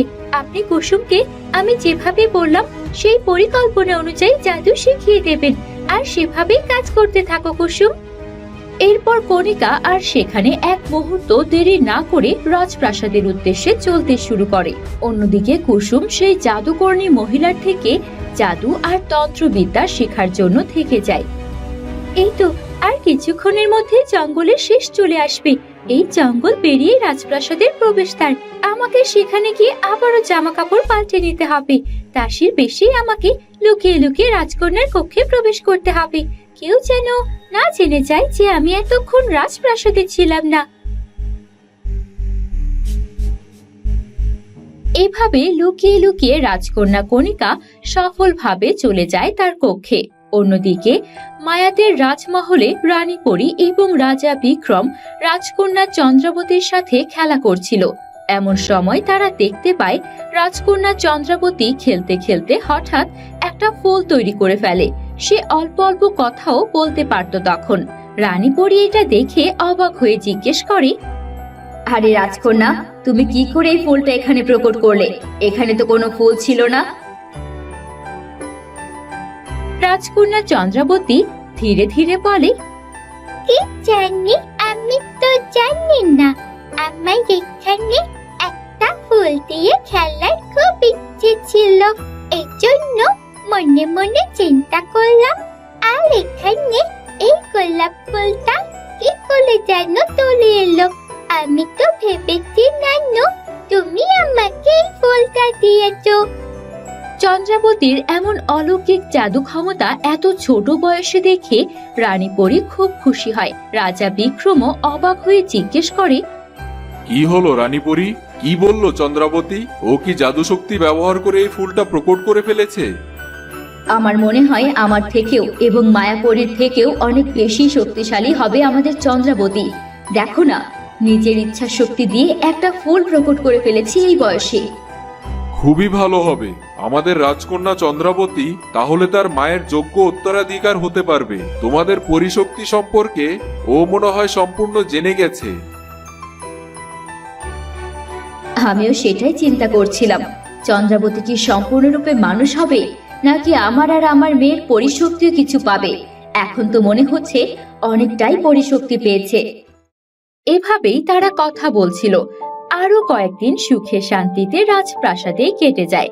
কয়েকদিন পর রানী পরী ও রাজা বিক্রম মায়ের কাছে গিয়ে বলে, অনেকদিন তো আমরা এখানে থাকলাম, এখন আমাদের বিক্রমপুর রাজ্যে যাওয়ার সময় হয়ে গেছে। বিক্রমপুর রাজ্য পুরোটাই রাজা মশাই সিপাহীদের ভরসায় রেখে এসেছেন। আকাশ, কোনো দরকার হলে আমাকে ডেকো। আর রাজকুমারের যখন জন্ম হবে তখন তো আমরা অবশ্যই আসব। আমরা এখন যেতে চাই। ঠিক আছে, আমি আপনাদের নিজে বিক্রমপুর রাজ্যে রেখে আসার ব্যবস্থা করছি। আপনি একটু দাঁড়ান, আমি সিপাহীদের বলছি ঘোড়ার গাড়ির ব্যবস্থা করার জন্য। ঠিক আছে মা, আবার এসো, আমি অপেক্ষা করব। নিজের খেয়াল রেখো, আপনারা আমার মেয়ের খেয়াল ভালো করে রাখবেন। একদম চিন্তা কইরেন না, আপনার মেয়ে তো আমারই মেয়ে। আমি যেমন মা, আপনিও তো মায়ার মা। আমি এখানেই থাকবো। মনে করবেন একজন মা সব সময় এইখানে থাকবে। একজন মা কি বলছেন? আমিও তো আমার পুত্রবধূর মা। হোক মায়া আমার পুত্রবধূ, কিন্তু আমি তো তাকে আমার মেয়ে হিসেবে মেনে নিয়েছি। এরপর রাজা বিক্রম আর রানী পরী ঘোড়ার গাড়ির মাধ্যমে তাদের বিক্রমপুর রাজ্যে চলে যায়। তারা রাজ্যে যাওয়ার পরও কোনো কিছুই সন্দেহ করতে পারে না, কারণ তাদের আগেই রাজকন্যা কণিকা রাজপ্রাসাদেই চলে এসেছিল। রাজকন্যা কণিকা, তুমি ভালো আছো তো? কোনো রকম সমস্যা হয়নি তো? না বাবা, ভালো আছি। আপনারা এতদিন দেরি করবেন বললেই তো হতো। আমাকে বলে গেলেন 2-1 দিন পর ফিরে আসবেন, কিন্তু আসলেন না কেন? কোথাও যাওয়ার ছিল? রানীপুরীর কথা কণিকার মোটেও ভালো লাগে না। সে বলে ওঠে, কোথাও যাওয়ার হলেও আপনাকে কেন বলে যাব? আপনি কে আমাকে এভাবে প্রশ্ন করার? আর আমি আপনার সাথে একদমই কথা বলতে চাই না। কি করছো কি? এভাবে বাড়িতে থাকা অতিথিদের সাথে কথা বলতে হয়? এই বুঝি তোমার এই কয়েকদিনে অনুতপ্ত হয়ে শিক্ষা হয়েছে? তুমি কি চাও আমি তোমাকে আবারও কালোকুটরিতে বন্দি করে রাখি? বাবা, নিজের বাবা বারবার শুধু আপন মেয়েকে কালো কুঠুরিতে বন্দি করার হুকুম দেয়। কি করেছি আমি? আমি তো কিছুই করিনি। এই মহিলাকে আমার সহ্য হয় না, সেটাই মুখের উপরে বলেছি। শান্ত হও তোমরা, আমি এখান থেকে চলে যাচ্ছি।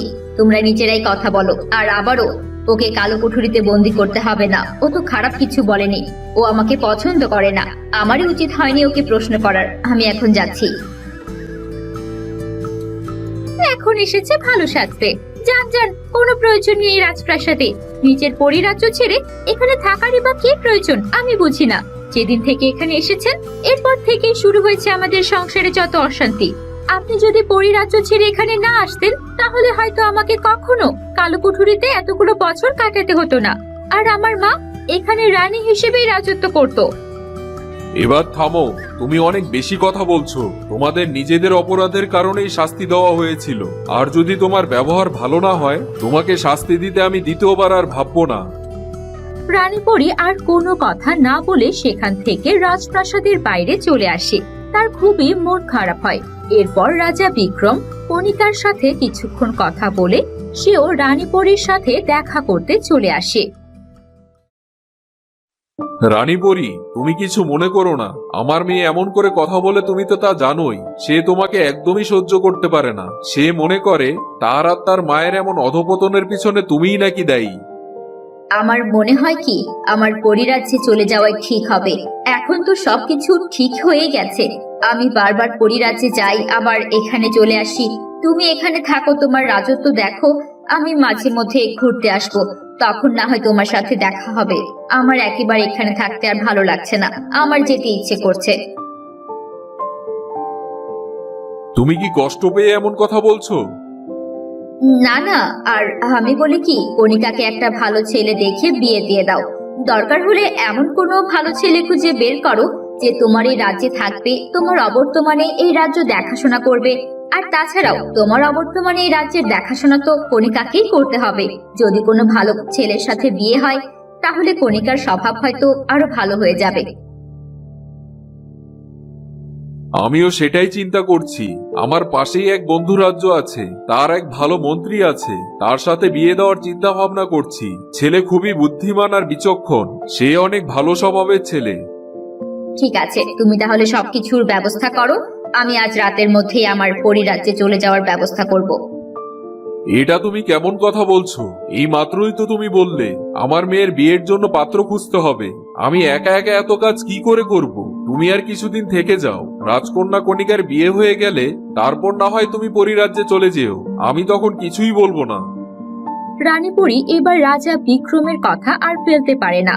সে এই যুক্তিতেই রাজি হয় যে কয়েকদিনের মধ্যেই কণিকার বিয়ে হয়ে যাবে আর এরপর সে সেখান থেকে তার পরিরাজ্যে চলে যাবে।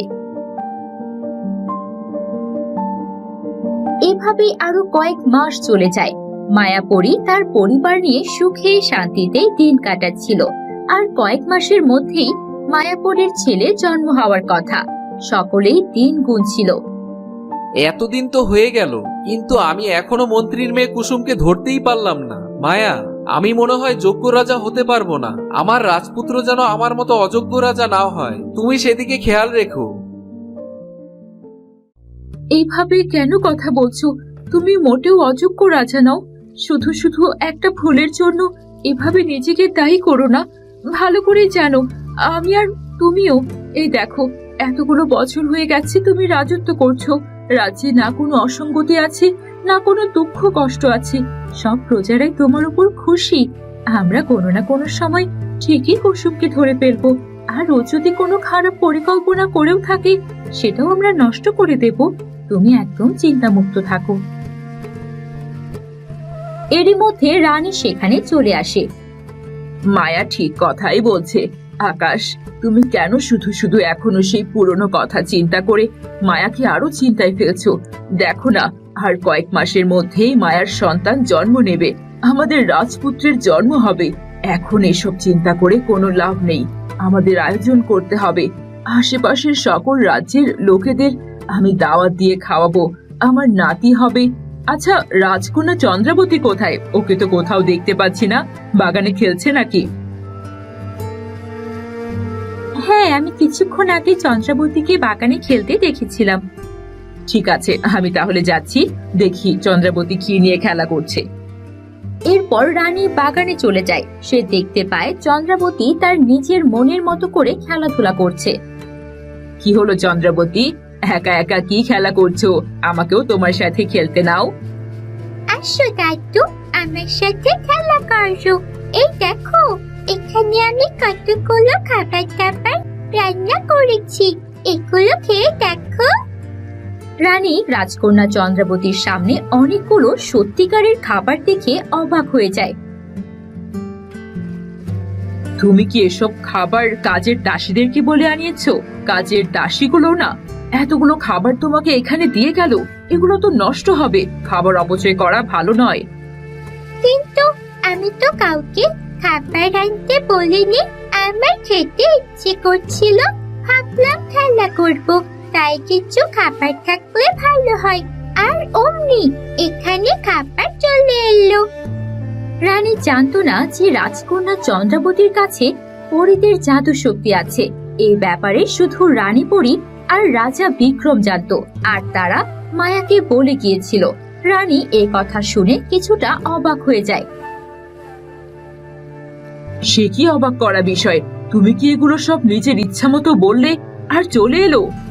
কি জানি, আমি তো মনে করি যে সবার সাথেই এমন হয়। কিছু খেতে ইচ্ছে করলে বা কিছু চাইলে সেটাই তো তাদের সামনে চলে আসে। রানী এবার অবাক হয়ে যায়। সে আর কোনো কথা না বলেই রাজপ্রাসাদের দিকে হাঁটতে থাকে আর মনে মনে চিন্তা করে, হোক না হোক, রাজকন্যা চন্দ্রাবতী তার মা আর রানী পরীর মতোই পরিশক্তি পেয়েছে।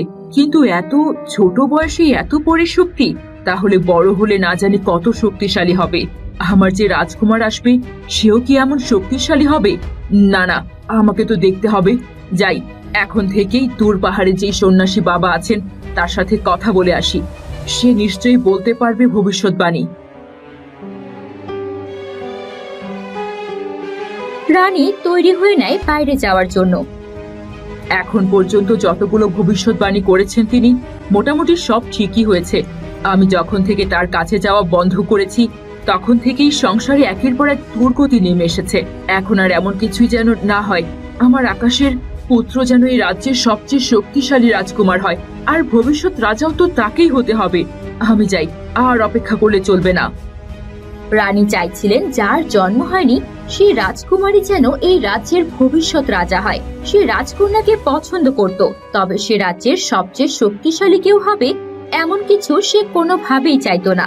এরপর রানী চুপি চুপি রাজপ্রাসাদ থেকে বেরিয়ে সেই পাহাড়ে যেতে নেবে এমন সময় মায়া তাকে দেখে ফেলে। আপনি কোথায় যাচ্ছেন এই অবেলায়? আপনার তো বাইরে বের হওয়ার কথা নয়। রানী কিছুটা বিরক্ত হয়ে মনে মনে চিন্তা করে, কোথায় যাচ্ছি, কি করছি, সবকিছুতে শুধু প্রশ্ন করতে হয় মায়ার। কবে যে আমি রানী থেকে একজন সাধারণ বুড়ি শাশুড়ি হয়ে গেছি নিজেই বুঝতে পারছি না। এখন মায়াকে সব কৈফিয়ত দিতে হয়, আমার একদমই ভালো লাগে না এসব।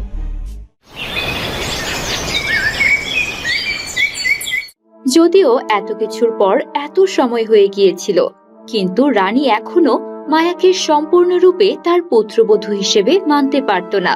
সে মায়াকে রানী হিসেবেও দেখতে চাইতো না, কিন্তু এসব ব্যাপার নিয়ে সে কাউকেই কোনো কিছু বলতো না। সে বিরক্ত হয়ে বলে, এই তো আমি একটু বাইরে যাচ্ছি, আর রাজপ্রাসাদের বাইরে আমার এক বন্ধু এসেছে, তার সাথে দেখা করতে যাচ্ছি। তাহলে আপনি একা একা কেন যাবেন? আমি আপনাকে সিপাহী দিয়ে দিচ্ছি, সিপাহীকে সাথে করে নিয়ে যান। বলা তো যায় না কখন কি হয়। না না, আমার সিপাহীর কোনো প্রয়োজন নেই। আমার ছেলে রাজা হয়েছে পর থেকে তো এই রাজ্যে আর কোনো অরাজকতা হচ্ছে না, না কোনো দুষ্টু লোক আছে। আমি একাই যেতে পারবো। তুমি যাও না, বাগানে গিয়ে চন্দ্রাবতীর সাথে খেলা করো। আমি তাড়াতাড়ি ফিরে আসবো, আমার জন্য চিন্তা করো না, আর আকাশকে বলার প্রয়োজন নেই। এরপর রানী দ্রুত পায়ে রাজপ্রাসাদ ত্যাগ করে বের হয়ে যায়। কি জানি মা কেন এভাবে অর্ধেক কথা বলেই চলে গেলেন। যাক, আমারই হয়তো প্রশ্ন করা উচিত হয়নি। তার যেখানে যেতে ইচ্ছা হয় যাবে।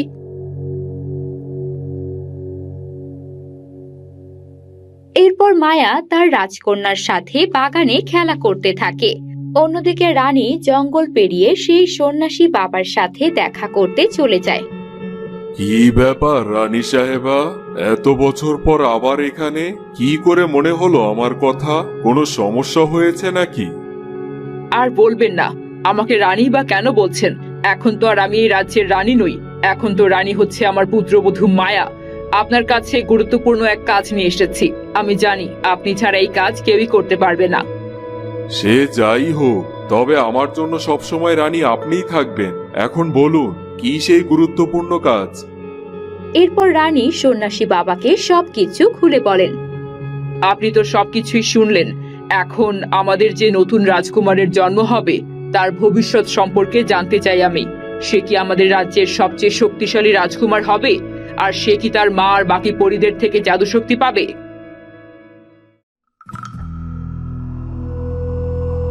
যে রাজকুমার আসতে চলেছে সে শুধু জাদু শক্তি পাবে না, আরো অনেক বেশি শক্তিশালী হবে। কিন্তু পরীদের জাদু সে পাবে না, তাকে নিজের থেকেই জাদু শক্তি খুঁজে নিতে হবে। আর সে অনেক বেশি প্রতিজ্ঞাবদ্ধ হবে। সে যেটা একবার মনে করবে সেটা সে করেই ছাড়বে। আমি তো এটাই শুনতে চেয়েছিলাম। রাজকুমার এমন না হলে কি করে হবে? সে যেন ভালো করে রাজ্যটা শাসন করতে পারে, আর যারাই তার বাবার বিরুদ্ধে কোনো কিছু করার চেষ্টা করবে তাদেরকে শাস্তি দিতে পারে। তাহলে আমি নিশ্চিন্তে থাকতে পারি। আমাদের রাজকন্যা চন্দ্রাবতী রাজকুমারের থেকে বেশি শক্তিশালী হবে না, তাই না? আমি কিন্তু একবারও বলিনি যে রাজকন্যা চন্দ্রাবতী শক্তিশালী হবে না।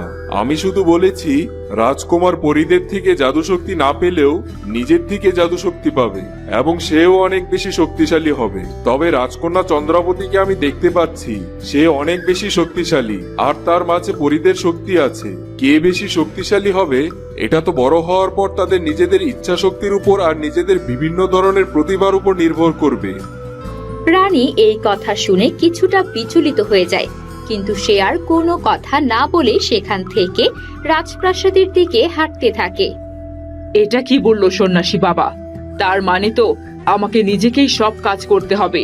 রাজকুমারকেই হতে হবে এই রাজপ্রাসাদের সবচেয়ে শক্তিশালী মানুষ। সেই হবে আমার আকাশের যোগ্য উত্তরাধিকারী। রাজকন্যা চন্দ্রাবতী কি করে এত শক্তিশালী হয় সেটাও আমি দেখে নেব। এরপর রানী তার রাজপ্রাসাদে চলে যায়।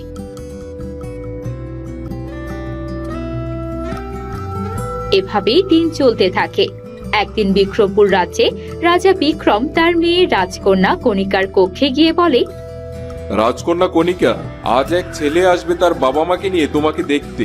সবকিছু ঠিক থাকলে আর যদি তুমি ছেলেকে পছন্দ করো তাহলে আমি এই সপ্তাহের মধ্যেই তোমাদের বিয়ের ব্যবস্থা করব। কি বলছেন বাবা? এই সপ্তাহের মধ্যে বিয়ে? আমি তো কিছুই জানি না। আপনি নিজে একা একা সবকিছু ঠিক করে ফেললেন? আমাকে তাহলে এখন কেনই বা জানাচ্ছেন? এজন্যই তোমাকে কিছু জানাতে চাইনি। তোমাকে তো কিছু বলাই যায় না, তুমি তার উপর থেকেই কথা বলা শুরু করে দাও। এখনো সময় আছে, তোমার এই স্বভাব ভালো করো, আর এর জন্যই আমি তোমাকে তাড়াতাড়ি বিয়ে দিতে চাইছি। রাজামশাই কিছু বলার আগেই রাজকন্যা বলে ওঠে, আমাকে কি এই রাজ্য ছাড়া করতে চাইছেন? তার মানে কি এই বিক্রমপুর রাজ্য আপনি মায়ার নামে লিখে দেবেন? আমি এই রাজ্য ছেড়ে কোথাও যাব না। আগে তো তুমি শান্ত হয়ে বসো, আমার কথা তো আগে শেষ করতে দাও। এই রাজ্যে মায়ার কোনোই প্রয়োজন নেই। মায়া ইতিমধ্যে তার স্বামীর রাজ্যে খুব খুশি আছে।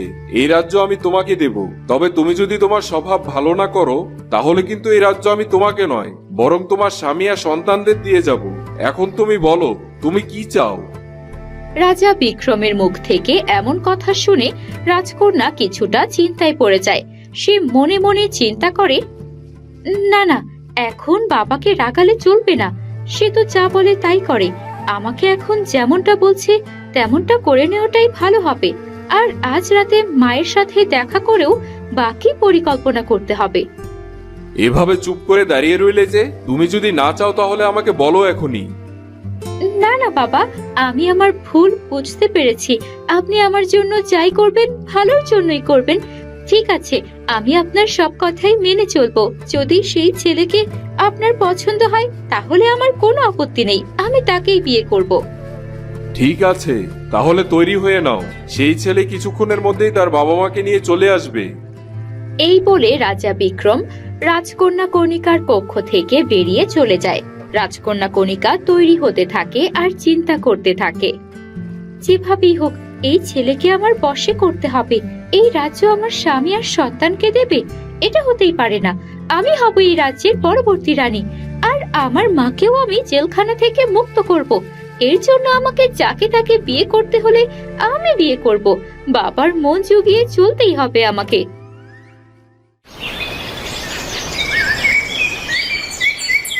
এভাবেই বেলা বাড়তে থাকে, আর কিছুক্ষণ পর রাজা বিক্রমের কাছে সেই ছেলে চলে আসে। তার নাম ছিল সিরাজ। রাজা বিক্রম সিরাজকে দেখে খুবই খুশি হয়। আরে এসো এসো, তুমি চলে এসেছো দেখছি। আশেপাশে তো কাউকে দেখতে পাচ্ছি না। তোমার বাবা মা কি আসেনি? ক্ষমা করবেন রাজামশাই, তবে আমার বাবা মা অত্যন্ত বৃদ্ধ। তাদেরকে নিয়ে এত দূর আসতে খুব কষ্ট হতো, এজন্যই আমি তাদেরকে নিয়ে আসিনি। আচ্ছা ঠিক আছে, এখন তাহলে এসো, তোমার সাথে আমার রাজকন্যার পরিচয় করিয়ে দিই।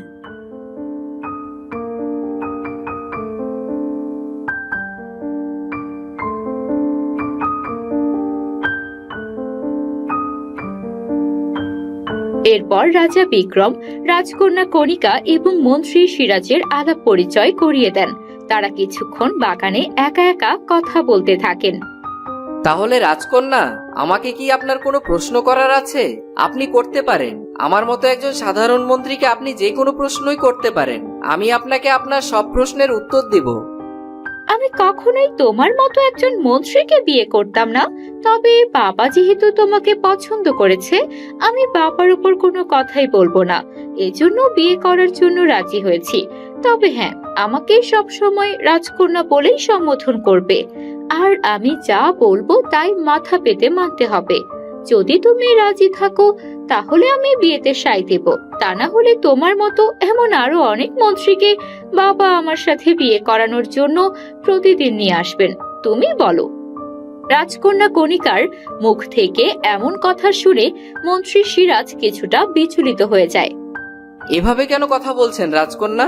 আমি তো কিছুই বুঝতে পারছি না। এভাবে না বোঝার ভান করো না। আমি খুব ভালো করেই জানি তুমি এই রাজপ্রাসাদের লোভেই আমাকে বিয়ে করতে এসেছো। শোনো তাহলে, তুমি যদি এখান থেকে চলে যাও আর আমার কথা মানতে রাজি না হও, তাহলে তুমি এই পুরো বিক্রমপুর রাজ্যের ভবিষ্যৎ রাজা হওয়া থেকে বঞ্চিত হবে। এখন তুমি চিন্তা করে দেখো, সারা জীবন এভাবে মন্ত্রী হয়ে অন্যের কাজ করবে, নাকি শুধুমাত্র আমার কথা শুনে এই বিক্রমপুর রাজ্যের রাজা হয়ে রাজত্ব করবে?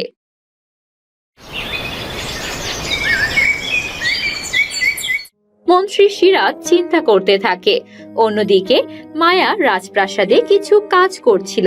এমন সময় সে শুনতে পায় রাজকন্যা চন্দ্রাবতী কোথায় যেন কান্না করছে।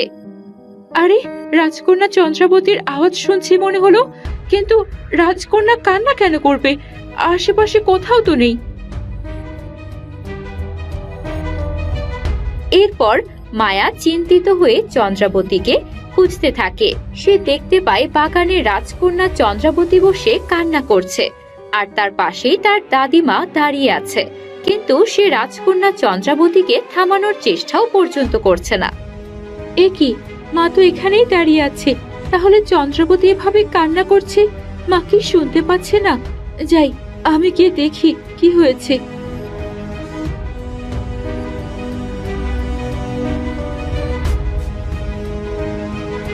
এরপর মায়া রাজকন্যা চন্দ্রাবতীকে কিছুটা শান্ত করে।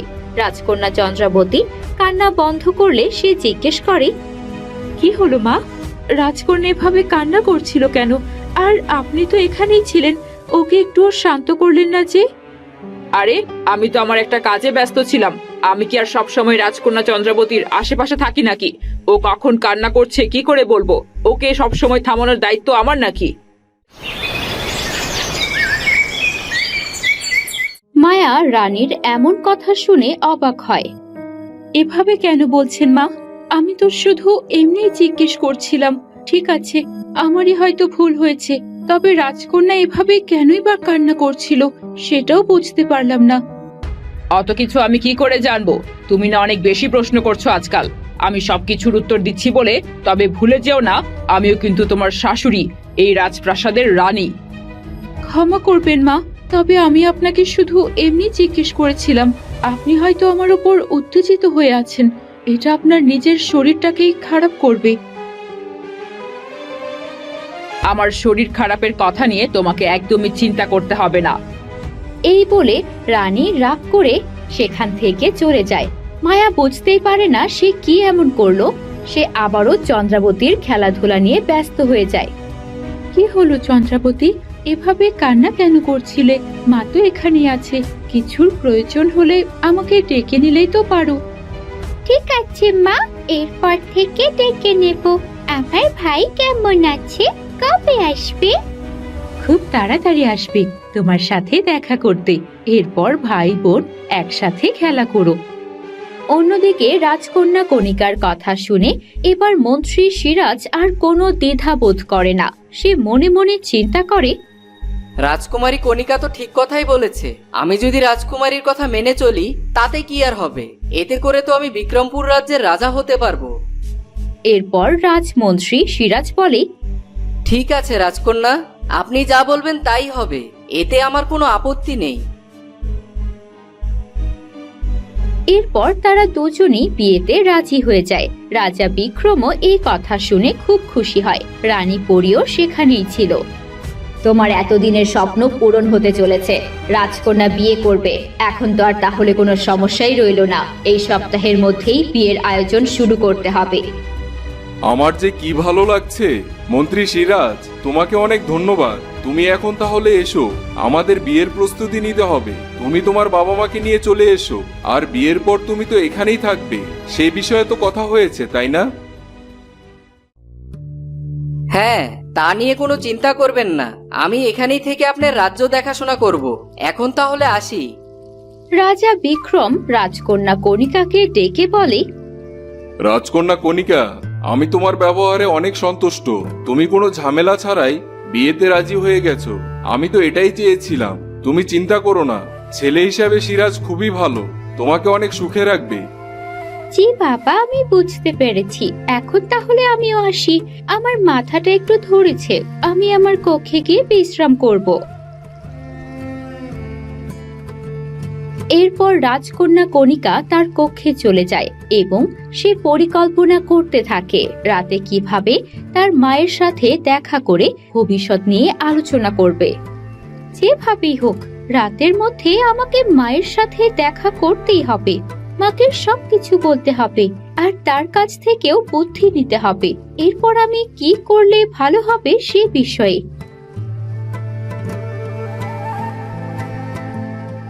রাত হয়ে যায় আর সকলে যার যার মতো ঘুমানোর জন্য নিজেদের কক্ষে চলে যায়। এমন সময় কণিকা চুপি চুপি তার মায়ের সাথে দেখা করার জন্য কালো কুঠুরিতে চলে যায়। কি হলো রাজকন্যা, এত রাতে কি মনে করে এখানে এলে? তোমাকে দেখে খুবই চিন্তিত মনে হচ্ছে। তুমি ভালো আছো তো? অনেকদিন পর আমার সাথে দেখা করার সুযোগ হলো তোমার। আর কেউ তোমাকে দেখতে পায়নি তো? না না, আমাকে কেউ দেখতে পায়নি, তবে আমি আপনার সাথে গুরুত্বপূর্ণ কথা বলার জন্য এসেছি। এরপর রাজকন্যা তার মাকে সবকিছু খুলে বলে। আচ্ছা, বুঝতে পেরেছি। তাহলে আর চিন্তা কিসের? তুমি বিয়ে করে ফেলো। যেহেতু মন্ত্রী সিরাজ বলেছে সে তোমার সব কথা শুনবে, তাহলে তো আমি কোনো সমস্যা দেখছি না। তাকে সব সময় নিজের বশে রাখবে, যেটা আমি করতে পারিনি তোমার বাবার ক্ষেত্রে। তুমি ধীরে ধীরে তোমার বাবার সব কথা শুনে এমন ভাব ধরবে যে তুমি তার বাধ্যগত সন্তান হয়ে গেছো। এরপর যখন পুরো রাজ্য তোমার নামে হবে আর তোমাকে রানী বানিয়ে দেবে, তখন আমরা আমাদের প্রতিশোধ নিতে পারবো।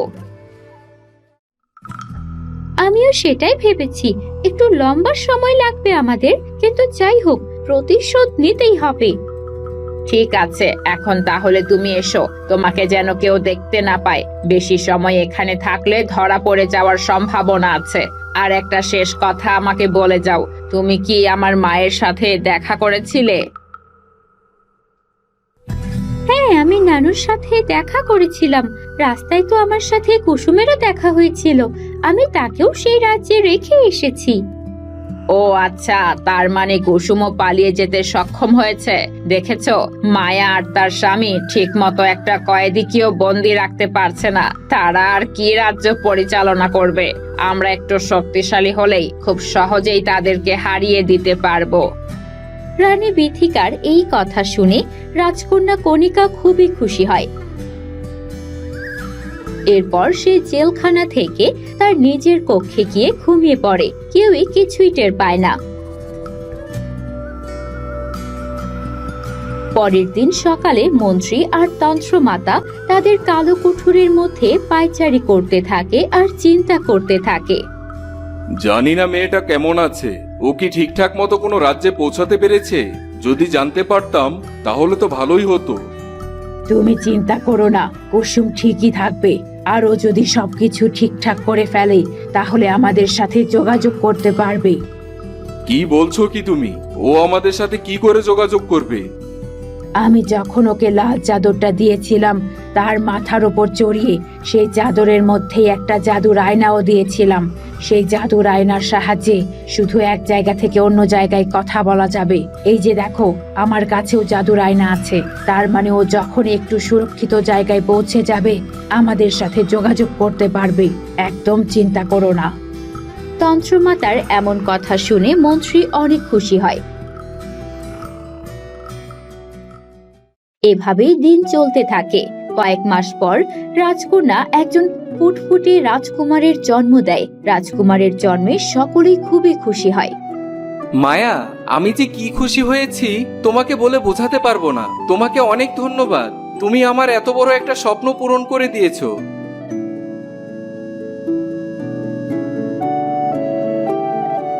মায়া, তোরা একদম চিন্তার কোনো কারণ নাই।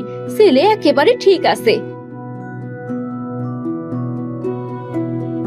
কই দেখি আমার রাজপুত্রকে, দেখি আমার কোলে দাও।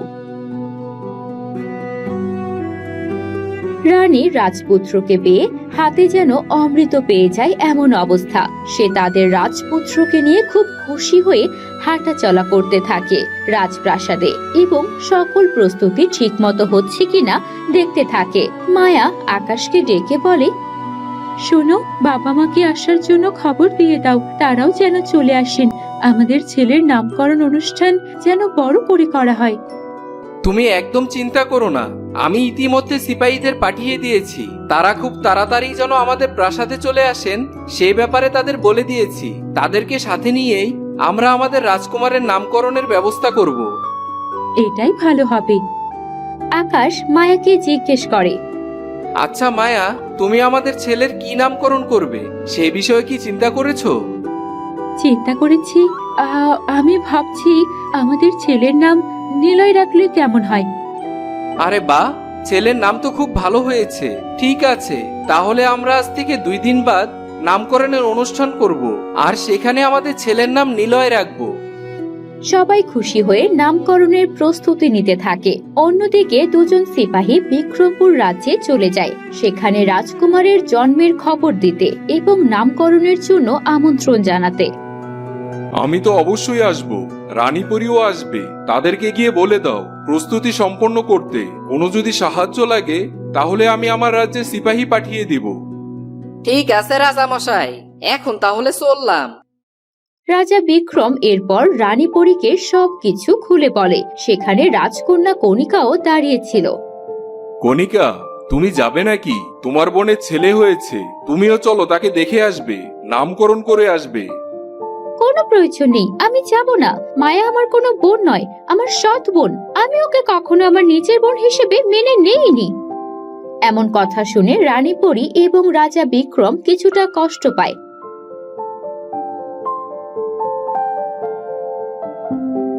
এভাবে বলছো কেন? তুমি আমাকে সহ্য করতে পারো না, তাতে আমার কোনো সমস্যা নেই, কিন্তু মায়ার তো কোনো দোষ নেই। সে যাই হোক, আমি এত কথা বলতে পারবো না, আর আমি যাবও না। এই বলে রাজকন্যা কণিকা সেখান থেকে চলে যায়। থাক রানীপরি, বাদ দাও তো, আমরা দুজনেই যাব। যাওয়ার প্রস্তুতি নিয়ে ফেলো, কাল সকালেই আমরা বেরিয়ে যাব। একদিন আগে সেখানে পৌঁছতে পারলে ভালোই হবে। কোনো কাজে যদি প্রয়োজন হয় তাহলে আমরা সেই অনুষ্ঠানে গিয়ে সাহায্য করতে পারবো তাদের। তুমি ঠিক কথাই বলেছ, তবে কণিকাও যদি আমাদের সাথে যেত তাহলে ভালোই হতো। মায়া তাকে দেখে খুব খুশি হতো। এভাবেই তারা দুজন আক্ষেপ করতে থাকে, কিন্তু রাজকন্যা কণিকা এখনো মায়াকে নিজের বোন হিসেবে মেনে নেয়নি। সে সব সময় তাকে নিয়ে খারাপ চিন্তাই করত। অন্যদিকে কুসুম সেই জাদুকর্ণীর সাথে মিলে অনেক বেশি জাদুবিদ্যা শিখতে শুরু করে। কুসুম, তুই তো অনেক তাড়াতাড়ি জাদু শিখে ফেলছিস, খুব ভালো। জাদুকর্ণীর এই কথা শুনে কুসুম খুশি হয়। আসলে আমার মা অনেক বড় তন্ত্রমাতা, তাকে ছোটবেলা থেকেই দেখেছি, আর তার সাথে অনেকটা সময় থাকার সুযোগ হয়েছে, এই জন্যই হয়তো। ও আচ্ছা, তাই বল। তোর তন্ত্রমাতার নামও আমি অনেকবার শুনেছি। তবে শোন, এর মধ্যে আমাদেরকে ভুলে গেলে চলবে না, প্রতিশোধ নিতে হবে। আরো ভালো করে জাদুবিদ্যা শিখ। আমার মাথায় আরো পরিকল্পনা আছে একটা। তুই যদি রাজি থাকিস তাহলে এই পরিকল্পনা আমাদের জন্য সফলতা বয়ে আনতে পারে। বলুন, আমি আপনাকে আমার গুরুজন মেনেছি। আমার মা বাবা কেউই এখানে নেই। আপনি যা চিন্তা করবেন আমার জন্য ভালোই চিন্তা করবেন। আর আমাদের সকলের লক্ষ্য তো একটাই, মায়া এবং তার পুরো রাজ্যের ধ্বংস দেখা। বলুন কি করতে হবে আমাকে? আমি সবকিছু করতেই রাজি আছি। বেশি কিছু করতে হবে না, তবে তুই নিজেকে শক্তিশালী করতে চাইলে এখানে পাশের রাজ্যে রাজকুমারকে দেখে বিয়ে করতে হবে। তাহলে তুই একটা রাজ্যের সিপাহীদের শক্তিও পেয়ে যাবি, আর নিজের সংসার বড় করলে ভবিষ্যতে তোর ছেলে মেয়েও তোর শক্তি বল বাড়াতে পারবে। জাদুকর্ণীর এমন কথা শুনে কুসুম কিছুটা চিন্তায় পড়ে যায়। আমি তো এই ব্যাপারে কিছু ভাবিনি, তবে এটা হলে খারাপ হয় না। আমাদের পরিকল্পনা যেহেতু লম্বা সময় যাবত ধরে চলবে, এমনটা করলে ভালোই হয়। আমি তোকে বুদ্ধি দিলাম, বাকিটা তুই নিজের ইচ্ছেতেই করবি। পাশের রাজ্যের সাথে আমার ভালো সম্পর্ক আছে। আমি তোর একটা মিথ্যা পরিচয় বানিয়ে সেই রাজ্যের রাজকুমারের সাথে বিয়ের ব্যবস্থা করতে পারি। বাকিটা তুই দেখ। আজ আমি গেলাম, কয়েক দিনের জন্য আমি এই রাজপ্রাসাদ ছেড়ে দূরে জঙ্গলে তন্ত্রবিদ্যা শিখবো। এরপর এলে তুই ভেবে চিন্তে আমাকে তোর সিদ্ধান্ত বলিস। ঠিক আছে, আপনি তাহলে আসুন নানু, আমি আপনার অপেক্ষায় থাকবো। আর আপনার জাদুবিদ্যার তন্ত্রজ্ঞান সফল হোক এই কামনাই করি। এরপর জাদুকর্ণী সেখান থেকে চলে যায়। কুসুম চিন্তায় পড়ে যায়, এখন আমি কি করব? সব সময় যে কোনো কিছু করার আগে আমি বাবা মায়ের কাছ থেকে পরামর্শ নিয়েছি, কিন্তু এখন তো কাউকেই আমার পাশে পাচ্ছি না। একা একা এত বড় সিদ্ধান্ত নিতে ইচ্ছে করছে না। এমন সময় কুসুমের নজর সেই লাল চাদরের ওপরে যায়। কুসুম সেই লাল চাদরটা হাতে নিয়ে এদিক সেদিক ঘুরিয়ে দেখতে থাকে। এই লাল চাদরের সাথে যদি কিছু থাকতো তাহলে আমি মায়ের সাথেও যোগাযোগ করতে পারতাম। মাকে দেখি না কত দিন হয়ে গেছে, বাবাও হয়তো আমার জন্য খুব চিন্তা করছে। কুসুম এভাবেই সেই লাল চাদর ধরে এদিক সেদিক ঘোরাচ্ছিল, আর হঠাৎ সে লাল চাদরের মধ্য থেকে একটা আয়না খুঁজে পায়। আরে, এটা তো সেই জাদুর আয়না যেটার সাহায্যে আমি মায়ের সাথে যোগাযোগ করতাম যখন আমি পরিরাজ্যে লুকিয়েছিলাম। মা কি তাহলে ইচ্ছে করে আমাকে এই জাদুর আয়নাটা দিয়ে দিয়েছে? আমি একবার কথা বলার চেষ্টা করেই দেখি, যদি এই আয়না কাজ করে তাহলে ভালো হবে। আমি মায়ের কাছ থেকে পরামর্শ চাইতে পারবো।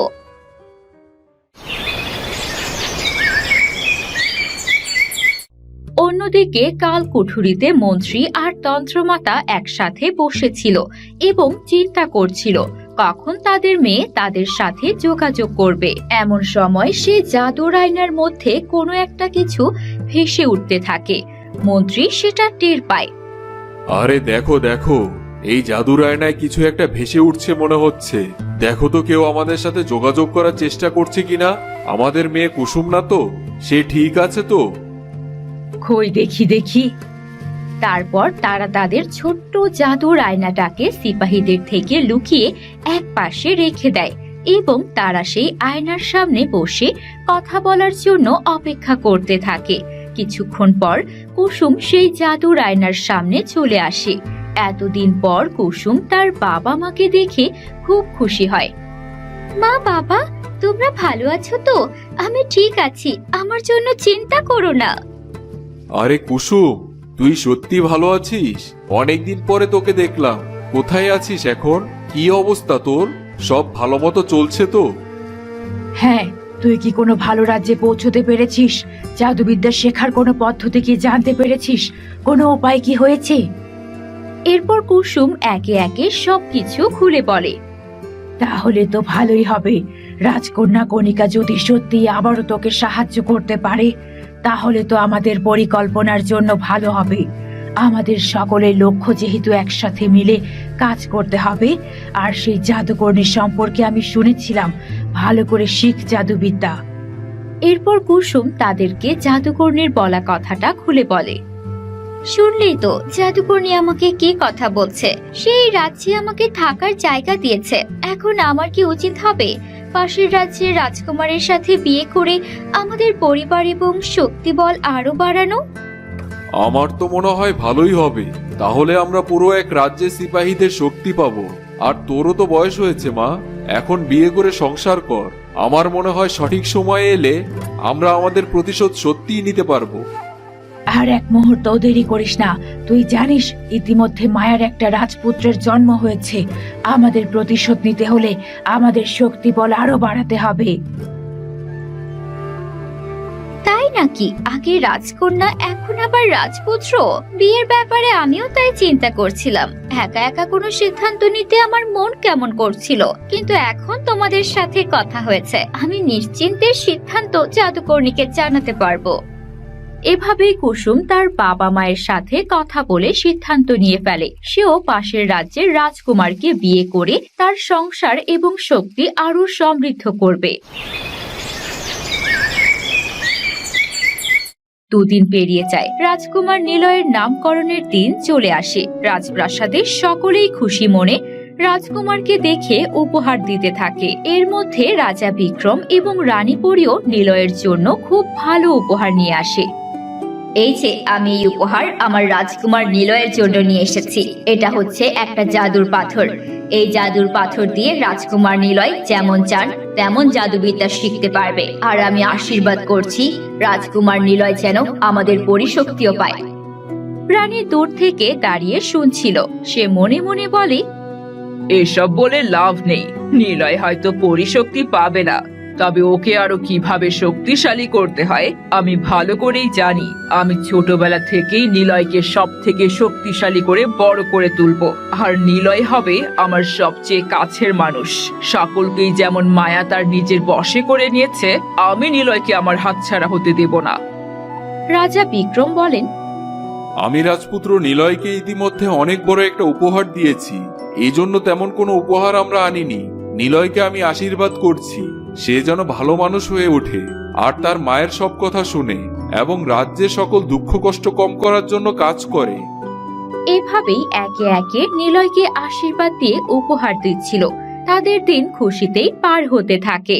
অন্যদিকে কুসুম যখন জানতে পারে আকাশ এবং মায়ার পুত্র সন্তান হয়েছে, সে চিন্তা করতে থাকে কিভাবে এই সুযোগে কিছু করা যায়।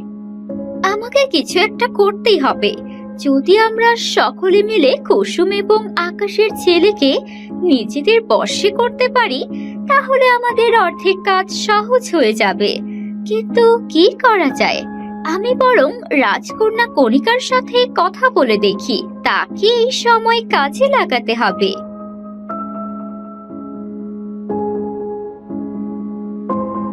এরপর কুসুম জাদুর আয়নার সাহায্যে রাজকন্যা কণিকার সাথে যোগাযোগ করে। কি হলো কুসুম, এতদিন পর তুমি আমাকে মনে করলে?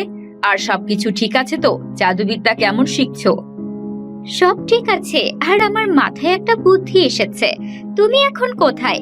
তুমি কি আকাশ আর মায়ের ছেলে সন্তানকে দেখতে চাওনি? তুমি আবার হঠাৎ কথা কেন জিজ্ঞেস করছো? আমি কেন আমার সৎ বোনের ছেলেকে দেখতে যাব? আমি যাইনি, আমি রাজপ্রাসাদে আছি। সকলেই সেখানে গিয়েছে। ভুল কাজ করেছো রাজকন্যা। আমি তোমাকে জাদুর সাহায্যে একটা মালা পাঠাচ্ছি। এই মালাটা যেভাবেই হোক রাজকুমারকে পরিয়ে দিয়ে আসতে পারলেই হলো।